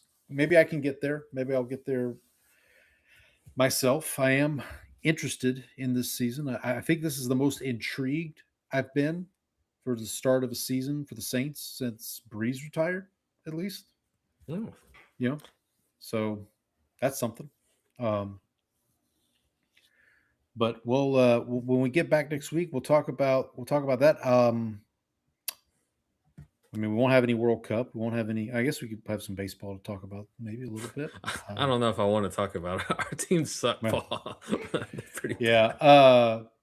We'll see if there's any trade news in the NFL. I still get the sense we're going to get one kind of sizable deal done before Max Crosby to the Cowboys, I think is what you're saying. You think that's the move? Is that the? We need another pass rusher. I can tell you that much. All right. Well, we'll see what happens. Maybe that we'll have that news to break next week. Maybe we'll have another episode like we had when the Crosby trade got rejected. There we go. But in reverse this time. So, and then we'll do that next week, and then the week after, first week of August, we will begin our divisional previews. Did we say we're going to go Chris Sign of the Cross style, north, south, east, west? Is that what we're going to? Okay. Yes. So we'll start with the north, south, east, and then finish up with the wests. And then after that, we'll have some episodes where we do our MVP, Defensive Player of the Year, all that good stuff. We'll do our new game, our new Points Are Bad game. Mm-hmm. Well, I guess that's week to week. That we'll do. Yeah, that'll be a weekly thing. But we'll do our game from last year, which was our scratch game, where we pick wins and losses for every team and see who can accumulate the most points there. Maybe we can find a couple other games to play. We also we'll talk about over unders and all that good stuff as we do our previews. So hopefully you can join us with that. We thank you for joining us this week. Hope everybody has a good rest of the week. There's a hurricane coming towards tropical storm at least. Tropical depression. Tropical storm. Tropical depression. Well, it's unfortunate. Tropical depression. That's how I feel when I'm on the beach and my drink is. I spill my drink on the beach. How long you been waiting to? I've been working on that one for a while. Uncork that one. Yeah, you might want to try it out before you. I want to work on it before you go on the road with it. It's like the what is it? It's anathema. They don't like doing it. How long you been waiting? Yeah, how long you been waiting to uncork that one? But yeah, hopefully everyone's safe. My plan. Well, we were actually going to go to Louisiana this weekend, but that might be not in the cards, as it were. But hopefully everybody's safe. Stay away from lettuce. Don't. Yes. Don't be careful. But we will see everybody next week. And until then, happy football and soccer. Yeah. Happy football. Football.